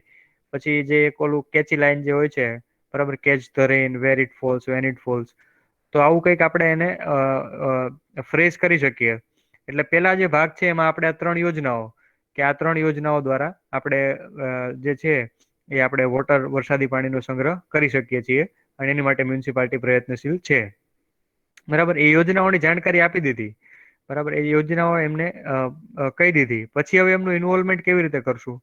તો એમનું ઇન્વોલ્વમેન્ટ કરવું હોય તો સૌથી પહેલા તો ઇન્ફોર્મેશનથી, કે એ લોકોને વધારેમાં વધારે આ યોજનાઓ વિશેની જાણકારી હોવી જોઈએ. તો આપણી પાસે વધારે વધારે લોકોનો સહયોગ મળશે, બરાબર. તો આપણે એમને વધારે ઇન્ફોર્મેશન મળે એના માટે જે સોશિયલ મીડિયા જે છે, અથવા તો જે સેલિબ્રિટીઝ છે એના એકાઉન્ટ છે, અને સોશિયલ અપીલ જે છે, રિલીજન ઇન્સ્ટિટ્યુશન છે, એ દરેક જગ્યાએ આ જે યોજનાઓ છે એનું આપણે લોકોને જાણકારી આપશું એવું અહીંયા આપણે જાહેર પત્રમાં લખીએ છીએ કે ભાઈ આ જગ્યાએથી આ યોજનાઓ વિશેની જાણકારી તમને મળી રહેશે. સાથે સાથે આપણે એજ્યુકેશન કે ભાઈ આ જે છે એ યોજનાઓને ટેકનિકલી લાગુ કરવા માટે કઈ કઈ રીતનું તમારી પાસે એજ્યુકેશન હોવું જોઈએ એની વિશેની માહિતી અમે તમને આ ચેનલથી આ ઓનલાઈન યુટ્યુબ ચેનલથી અમે તમને પહોંચાડી દઈશું. તો એ એક એજ્યુકેશનની વાત થઈ ગઈ. સાથે સાથે આ જે યોજનાઓનું અમલીકરણ થતું હોય અને એ માટે તમારે કોઈ જાતના પ્રશ્નો ઉભા થતા હોય તો એના પ્રશ્નોને તમે અમારી સુધી કોમ્યુનિકેટ કરી શકશો એવું અમે એક આખું કોમ્યુનિકેશન તંત્ર ઊભું કરી શકું. તો આ જે છે આ બધી જે અપીલ આપણે જયારે લોકોને કરીશું તો પછી લોકો જે છે એ આ યોજનાઓ માટે સહયોગ કરશે અથવા તો આ યોજનાઓ માટે એપ્લિકેશન કરશે અને પછી એના કારણે આપણે યોજનાને અમલ મૂકી શકીશું. બરાબર. તો આવો જે એક પત્ર જે છે એ પત્ર આપણે એક મ્યુનિસિપલ કમિશનર તરીકે લોકોને લખવાનો પૂછાઈ શકે છે. એટલે પૂછાઈ ગયો તો.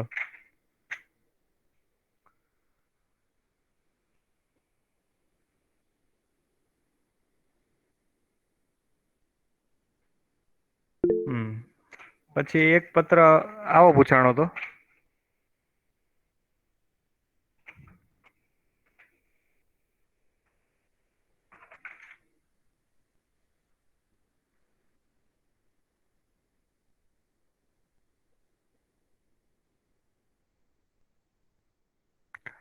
હા એવું લખી શકાય કે ભાઈ ડિટેલ્સમાં જે સજેશનો જે છે એ આની સાથે જે રિપોર્ટ જોડેલો છે આ પત્ર સાથે એ રિપોર્ટમાં લખેલા છે. બરાબર. એટલે એ રિપોર્ટ આપણા સંદર્ભ પૂરતો રજૂ કરેલ છે એવું આપણે લખી શકીએ. અને સજેશન્સ જે છે એ સજેશન્સ ના પત્ર લખવાના આવે છે એ ઇંગ્લિશમાં આવતા હોય છે. તો એમાં અમુક ટેકનિકથી ચાલો કે ઇન્ફોર્મેશન એજ્યુકેશન કોમ્યુનિકેશન અને એના ઉપરથી ટૂંકમાં જવાબ આપો. બરાબર. જે માગેલું છે તો એ સારા માર્ક્સ મળે એમ. જે પૂછેલું છે એ ટૂંકમાં જ લખી નાખો ટુ ધ પોઈન્ટ એટલે સારું પડે. પછી એક બીજો પત્ર પૂછાયેલો છે. તથદના બાળ સંરક્ષણ ગૃહના બાળકોને પ્રેરિત કરવાના આશયથી કિરણ બેદીની જીવનકથા વર્ણવતો પ્રોત્સાહક પત્ર લખો. શહેર તથદના બાળ સંરક્ષણ ગૃહના બાળકોને પ્રેરિત કરવાના આશયથી કિરણ બેદીની જીવનકથા વર્ણવતો પ્રોત્સાહક પત્ર લખો.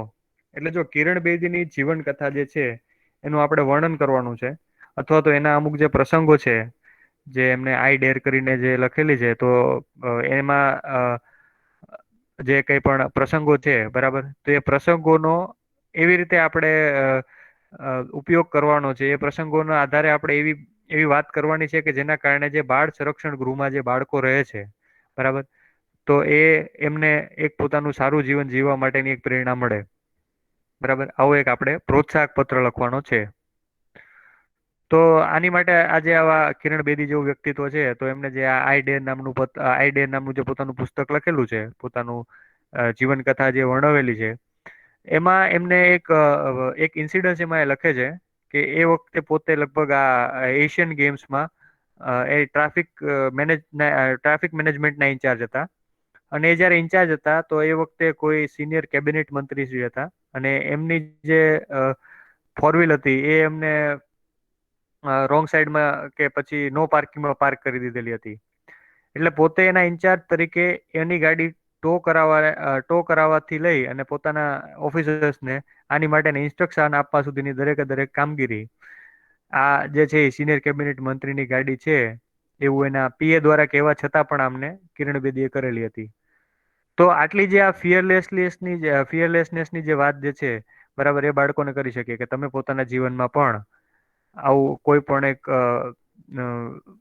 બ્રેવરીનો જે ગુણ છે એ તમે પોતે કેળવો. બરાબર. પછી એમને જે આ બધા જે લોકો છે એમાંથી ઘણા બધા એવા હશે કે જે down the line drug abuse માટે જઈ શકે. તો જે એમને કેમ્પેન આખું દિલ્હીમાં કરેલું હતું અને એક આખું નવજ્યોતિ ફાઉન્ડેશનની શરૂઆત કરી અને મેક્સિમમ લોકોને આ ડ્રગ એબ્યુઝમાંથી બચાવવા માટેનો જે કિરણ બેદી દ્વારા પ્રયત્ન કરવામાં આવેલો હતો તો એ નવજ્યોતિ ફાઉન્ડેશનની વાત અને એના આધારે બાળકોને પણ વ્યસન મુક્ત જીવન જીવવા માટેની વાત આપણે એક એમના પત્ર જે છે એ પત્રમાં આપણે કરી શકીએ છીએ. એના પછી આ લોકો બાળ સંરક્ષણ ગૃહમાં રહે છે તો અમુક જે જેલ જે છે એના જે રિફોર્મ્સ કે જે કિરણ બેદી દ્વારા કરવામાં આવેલા હતા, કે તિહાર જેલમાં જે વિપસ્સનાના કાર્યક્રમો કરવામાં આવતા હતા, અથવા તો આધ્યાત્મિકતા માટેના અથવા સ્કિલ્સ માટેના જે કંઈ પણ, તો આ જે બધા જે એમના પ્રયત્નો હતા એના કારણે જે જેલની પરિસ્થિતિમાં સુધાર આવેલો હતો, બરાબર.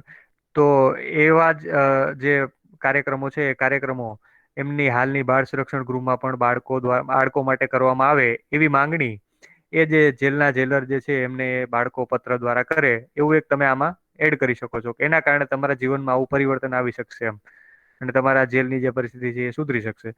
તો આ જે એમની કિરણ બેદીની આઈડે નામની જે કંઈ પણ એમની જે છે, બરાબર, જીવન કથા, તો એ જીવન કથામાંથી તમને જે કંઈ પણ 3 કે 4 વસ્તુઓનો વિશે ખ્યાલ હોય, અને કંઈ ખ્યાલ ના હોય તો વ્યક્તિમાં એક બ્રેવરી હોવી જોઈએ, પોતે એક પોતાનું જે ફર્મ સ્ટેન્ડ લે છે, બરાબર, એ ફર્મ સ્ટેન્ડ એને પોતાને ફર્મ સ્ટેન્ડ લેવું જોઈએ. અને સાથે સાથે આ જે ડ્રગ્સ ને એ છે, ડ્રગ્સની એબ્યુઝ થી દૂર રહેવું જોઈએ. બરાબર, તો આવી વાત જે આપણે છે એ કરવી જોઈએ, અને પોતે જે જેલમાં રહી રહ્યો છે, બરાબર, તો એ જેલની પરિસ્થિતિ સુધારવા માટેનો પ્રયત્ન કરવો જોઈએ. આવા જે કંઈ પણ તમને બાય હાર્ટ તમને જે કંઈ પણ ગુણો લાગે, બરાબર, એ ગુણોના આધારે એક બાળકોને પ્રોત્સાહન આપતો એક પત્ર આપણે લખી શકીએ. એટલે આ જે છે એ પત્રની વાત કરી આપણે.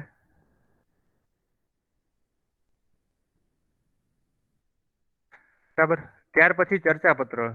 એક જયારે ચર્ચા પત્ર પૂછાય, ચર્ચા પત્રનું જેનર પૂછાય, તો ચર્ચા પત્રમાં એક આપણે એવો ફોરવર્ડિંગ લેટર બનાવતા હોઈએ છીએ, કે એક ફોરવર્ડિંગ પત્ર બનાવતા હોઈએ છીએ, કે જેમાં આપણે રાઈટ હેન્ડ સાઈડમાં જે ચર્ચા પત્ર લખી રહ્યા છે એમનું નામ, એમનું એડ્રેસ, એમનું ડેટ, એ દિવસે પત્ર લખી રહ્યા છીએ એની ડેટ, અને લેફ્ટ હેન્ડ સાઈડમાં આપણે જેમને પત્ર લખતા હોઈએ છીએ, અને એમાં એક ખાસ વસ્તુ, કે જે મોટે ભાગે પત્રો પૂછાય, ચર્ચા પત્ર લખવાના પૂછાય, તો ચર્ચા પત્રો જે પ્રકાશિત થતા હોય એ એક સ્થાનિકમાં પ્રકાશિત થતા હોય મોટે ભાગે. તો એ જે સ્થાનિક, જે શહેર પૂરતું હોય, જે સ્થાનનું, જે સ્થાનિક હોય એ સ્થાનનું નામ એ અહીંયા તમે જે તંત્રીશ્રીને લખતા હોય એના પછી લખવાનું, કે ભાઈ આ દૈનિક, એમ અમદાવાદ દૈનિક કેવી રીતે, બરાબર.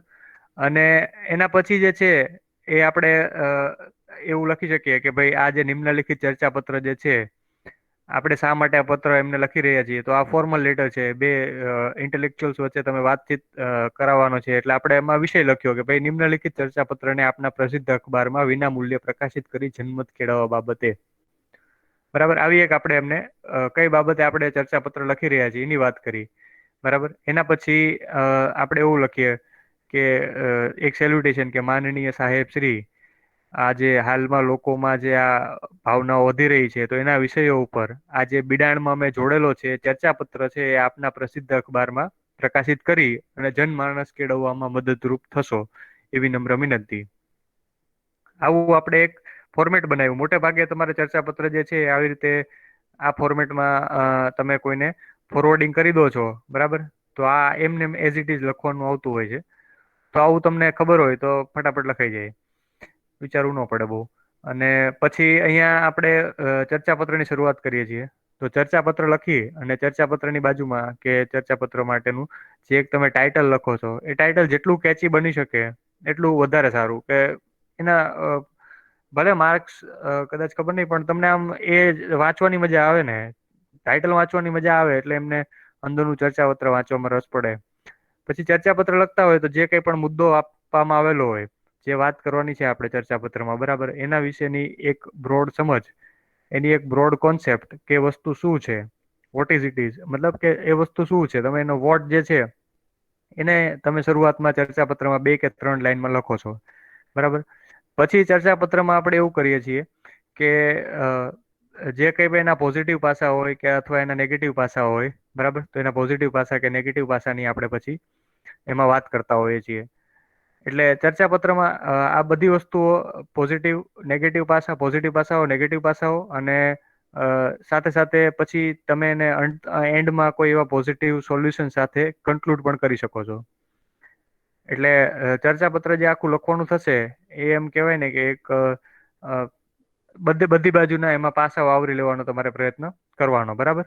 એટલે ચર્ચા પત્રમાં આ ફોર્મેટમાં તમે એક ફોરવર્ડિંગ લેટર બનાવવાનો, ટાઇટલ આપો એ ટાઇટલ કેચી આપવાનું, અને ચર્ચા પત્રમાં જે વાત કરવામાં આવેલી છે, ફાયદા ગેરફાયદા, લાભ ગેરલાભ, કે જે કંઈ પણ, એને બધા ડાયમેન્શનથી વિચારી અને અંતમાં એક સોલ્યુશન સાથે, એક પોઝિટિવ નોટ સાથે ચર્ચા પત્રને કન્ક્લુડ કરવાનો.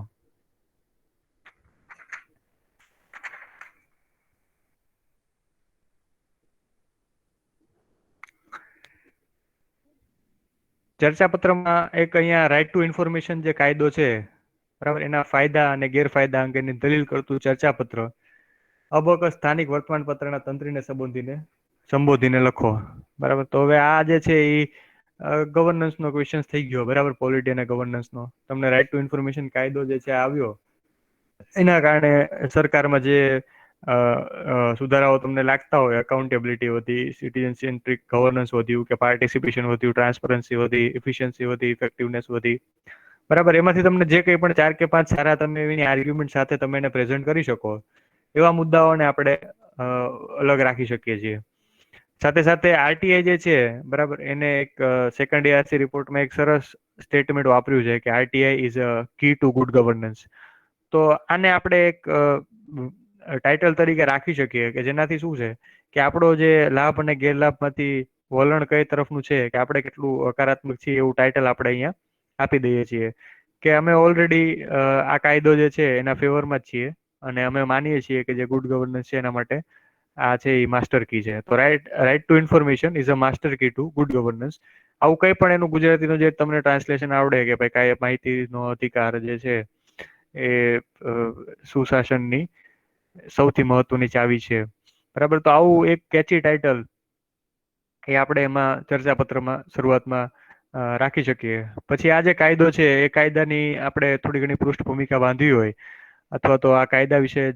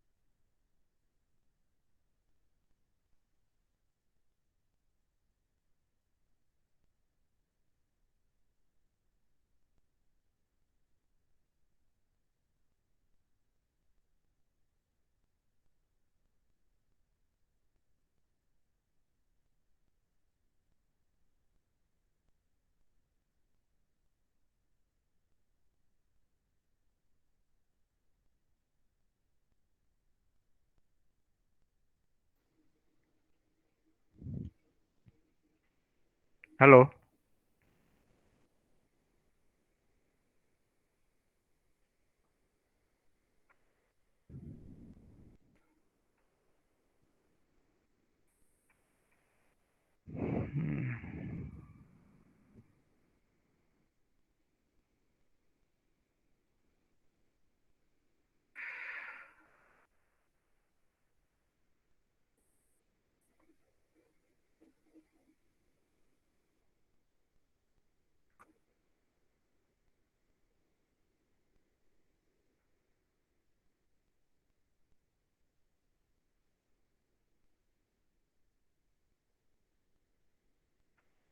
ઓકે, આપણે ચર્ચા પત્રની વાત કરી.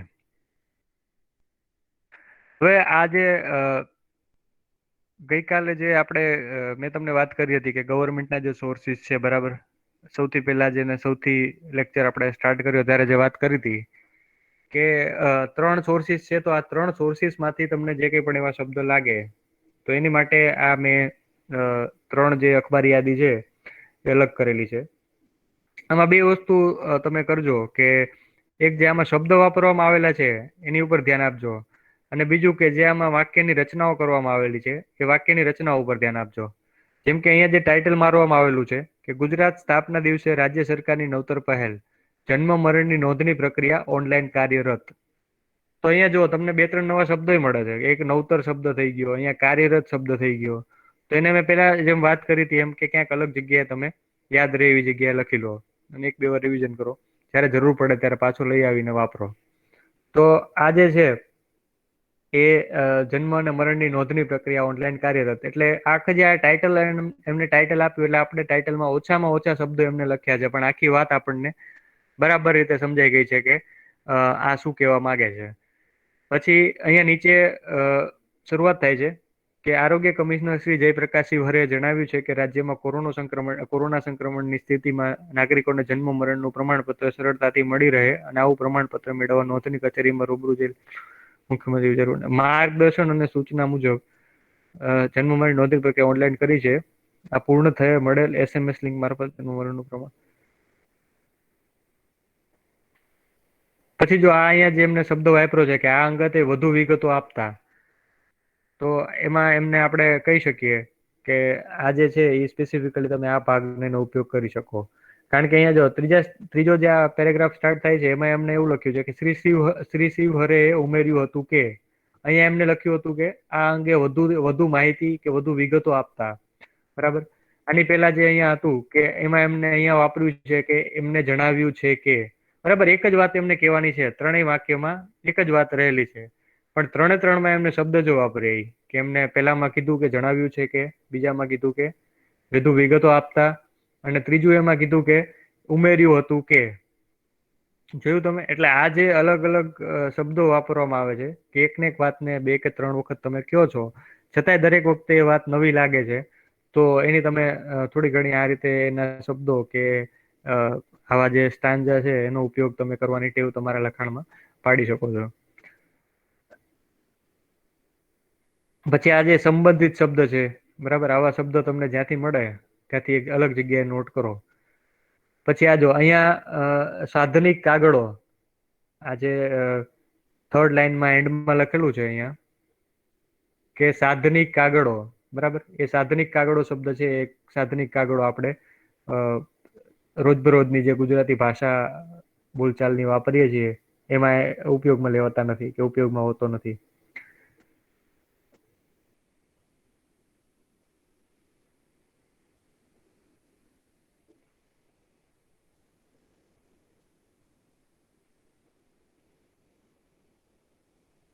પછી જો આ અહીંયા તમે આખી પ્રોસેસ વાંચશો તો આખી આખી પ્રોસેસ એને આપણને સમજાવી દીધી છે.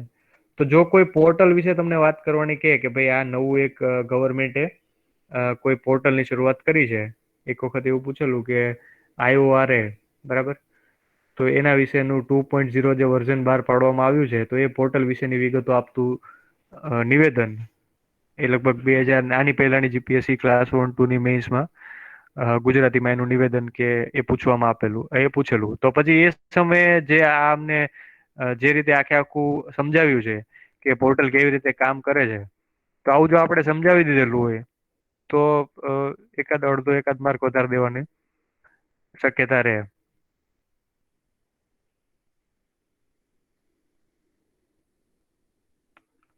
બરાબર. પછી આમાં જે બીજો નીચે એક મહત્તમ કરીને શબ્દ આપેલો છે લાસ્ટ લાઈનમાં, બરાબર, તો એ મહત્તમ શબ્દ થઈ ગયો. બિન સંસ્થાકીય બનાવની નોંધણી, તો આમાં જે બિન સંસ્થાકીય શબ્દ થઈ ગયો અથવા તો સંસ્થાકીય શબ્દ થઈ ગયો કે જે આપણે રોજબરોજ વાપરતા ન હોય. જો અહીંયા ટાઇટલ વાંચો, 18 થી 44 વય જૂથના નાગરિકોના કોરોના રસીકરણ અભિયાનમાં પ્રથમ દિવસે જ ગુજરાત 92% કામગીરી સાથે દેશભરના રાજ્યોમાં પ્રથમ ક્રમે. એને ઓછામાં ઓછા શબ્દોમાં આખી વાત કે ભાઈ આવડું વય જૂથ છે અને રસીકરણનું અભિયાન છે, એનો પહેલો દિવસ છે. એમાં જે એમને શબ્દો જે અક્ષર કે એમને જે વાપર્યા છે શબ્દ, એ દરેકનું ઇમ્પોર્ટન્સ છે. કે પહેલા જ દિવસે ગુજરાત 92% સાથે દેશભરમાં પ્રથમ ક્રમાંકે આવ્યું. એટલે એક જે એમાં એમને શબ્દ વાપર્યો છે, બરાબર, એનું બીજો એકેય વધારાનો શબ્દ એમાં આમાંથી તમે એકેય શબ્દ કાઢી શકો નહીં, એકેય વધારાનો શબ્દ એમાં છે નહીં. એટલે ટાઇટલ આપો તો આવા ટાઇટલ જે છે એના અભ્યાસ કરી અને આવા ટાઇટલ આપતા. અ બરાબર. પછી અહીંયા જે છે એ સેવા કર્મીઓ જે શબ્દ છે, એ સેવા કર્મીઓ શબ્દને આપણે ક્યાંક નોટ કરી શકીએ. પછી સરકારશ્રીની જે માર્ગદર્શિકા છે, બરાબર, એની વાત કરી છે. પછી અમોઘ શસ્ત્ર કરીને જે શબ્દ વાપરેલો છે એ છે.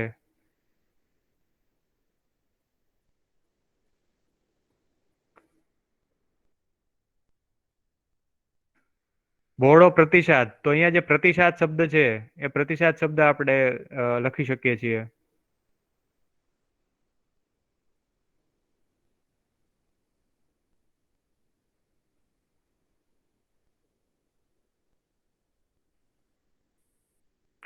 વ્યાપક પ્રતિસાદ, અગ્રતા આપી આરોગ્ય તંત્રને પ્રેરિત કર્યું હતું. જે આખી લાસ્ટ લાઈન છે, અગ્રતા આપી આરોગ્ય તંત્રને પ્રેરિત કર્યું હતું. તો આવી આખી લાઈન જ તે સરસ લાઈન છે.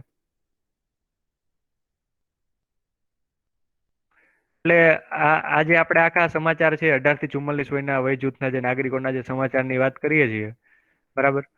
તો એમાં આખું આ જે વાત કરેલી છે, તો તમે જોશો કે એક આખી આપણે અહેવાલ લખવાનો આવે, અહેવાલ લેખન, અને એમાં જો કોઈ ઇવેન્ટ યોજાઈ ગઈ અથવા તો કોઈ ઘટના બની ગઈ, તો એનો અહેવાલ જે છે એ અહેવાલ તમે આખું તમારી આંખ સામેથી કેમ નીકળી જતું હોય, એ રીતે આખી વાત કરેલી છે. તો જો આ એક સમજવા જેવી વસ્તુ છે. સૌથી પહેલા વાત કરી કે કોરોના સંક્રમણ સામે રક્ષણના અમુક શસ્ત્ર એવા કોરોના રસીકરણ અભિયાનમાં ભારત સરકારની માર્ગદર્શિકા મુજબ 1લી મે થી ગુજરાત સહિત દેશના 9 રાજ્યોમાં 18 થી 44 વર્ષની વય જૂથના વ્યક્તિઓની COVID-19 રસીકરણની કામગીરી શરૂ થઈ છે. પછી વાત કરી કે ગુજરાતે રાજ્યના અમદાવાદ, સુરત, વડોદરા, રાજકોટ, ભાવનગર, જામનગર અને ગાંધીનગર મહાનગરો તથા 3 જિલ્લા મહેસાણા, કચ્છ અને ભરૂચ કે જ્યાં COVID-19ના એક્ટિવ કેસોની સંખ્યા વધુ છે, ત્યાં 48 થી 44ની વયના નાગરિકો માટે રસીકરણ કામગીરી શરૂ કરી છે.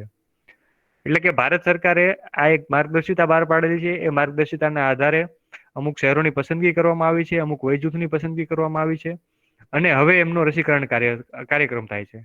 રાજ્યના 18 થી 44 વર્ષના વય જૂથના યુવાઓને રસીકરણ માટે ઉત્સાહજનક બહોળો પ્રતિસાદ મળતા આ 10 જિલ્લા કોર્પોરેશનમાં કુલ 60,000 ડોઝ પ્રથમ દિવસે આપવાના આરોગ્ય વિભાગના આયોજન સામે કુલ 55,235 વ્યક્તિઓની COVID-19ની રસીનો પ્રથમ ડોઝ આપવામાં આવ્યો છે. એક માર્ગદર્શિકા રાજ્ય સરકાર, કેન્દ્ર સરકાર જે બહાર પાડે છે, એ કેન્દ્ર સરકારની માર્ગદર્શિકાના આધારે રાજ્ય સરકાર અમુક જિલ્લાઓની પસંદગી કરે છે. એ જિલ્લાઓની પસંદગીમાં એક પ્લાનિંગ કરવામાં આવે છે કે પહેલા દિવસે આરોગ્ય વિભાગ જે છે એ પ્લાનિંગ કરે છે કે 60,000 લોકોને આપણે રસી આપીશું, બરાબર. એમાંથી 55,235 જેટલા લોકો આ જે COVID-19 જે વેક્સિનેશન થાય છે એમાં પહેલો ડોઝ લે છે. આજે ગુજરાત સહિત દેશના જે 9 રાજ્યો મહારાષ્ટ્ર, ઓરિસ્સા, રાજસ્થાન, ઉત્તર પ્રદેશ, છત્તીસગઢ, કર્ણાટક, દિલ્હી, જમ્મુ કાશ્મીર, પંજાબ, તમિલનાડુ રસીકરણ શરૂ થયું છે. એટલે ખાલી ગુજરાતમાં નહીં, બીજે પણ રસીકરણ કાર્યક્રમ શરૂ થયો છે. આ એક જનરલ ઇન્ફોર્મેશન આપેલી છે.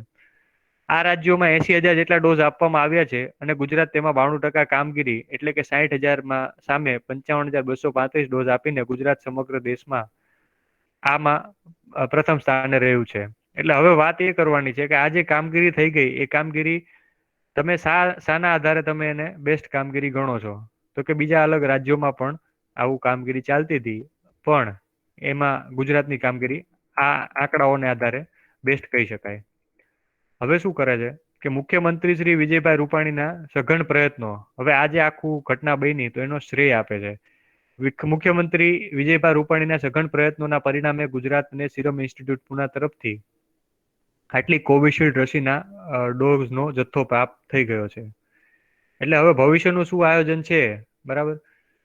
એટલે નહીં, સોરી, 30મી તારીખે આ જે રસીઓ છે એ કોના પ્રયત્નોથી આપણને લોકોને મળી, એની વાત આજે છે એમાં એ કરે છે. પછી 18 થી 44ની વય જૂથના નાગરિકો માટે રસીકરણ રજીસ્ટ્રેશનની ઓનલાઈન પ્રક્રિયા આ તારીખથી શરૂ કરી દેવામાં આવી છે, અને આ વયનો વ્યાપક પ્રતિસાદ આપીને મોટા પ્રમાણમાં ઓનલાઈન રજીસ્ટ્રેશન કરાવ્યું છે. એટલે આ લોકોએ ઓનલાઈન રજીસ્ટ્રેશન કરાવ્યું છે, બરાબર. પછી મુખ્યમંત્રી શ્રી વિજયભાઈ રૂપાણી રાજ્યના જે જિલ્લાઓમાં કોરોના સંક્રમણ વધ્યું છે એવા 10 જિલ્લામાં આવા રજીસ્ટ્રેશન થયેલા યુવાઓના રસીકરણને 1લી મે થી જ અગ્રતા આપી આરોગ્ય તંત્રને પ્રેરિત કર્યું હતું, બરાબર. એટલે ટૂંકમાં આખો તમે સમજો કે અહેવાલ જે છે, બરાબર, એ અહેવાલ લખવો હોય તો આપણને આવી રીતે આખો અહેવાલ આપણને મળી જાય, બરાબર. આપણે એની ઉપરથી આપણે આખો અહેવાલ લખી શકીએ. બસ આજે આપણે આટલું રાખીએ છીએ, કન્ક્લુડ કરીએ છીએ. નેક્સ્ટ ટાઈમ મળીશું તો વધારે વાત કરીશું. પણ આપણે જે આજે વાત કરી, બરાબર, એ તમે તમારા ઘરેથી તમારે આ જે વાત થઈ છે એ 4 ટોપિક તમારે લખીને લાવવાના છે. આ વિચાર વિસ્તાર જે જીપીએસસી ક્લાસ 1-2ની એક્ઝામ 3 વિચાર વિસ્તાર પૂછવામાં આવેલા છે, એ 3 વિચાર વિસ્તારો, બરાબર. અને એની સાથે સાથે જે આપણે હમણાં ચર્ચા પત્રની વાત કરી, જે પત્રની વાત કરી, બરાબર, જીપીએસસી ક્લાસ 1-2ના પેપરના એ પત્ર, અને સાથે સાથે જે મંત્રીશ્રીના નિવેદનની વાત કરી, એ નિવેદન. આટલી વસ્તુ જે છે એ તમારે નેક્સ્ટ ટાઈમ જ્યારે આપણે મળીશું એ વખતે લખીને લઈને આવવાનું છે. જય માતાજી. Good night.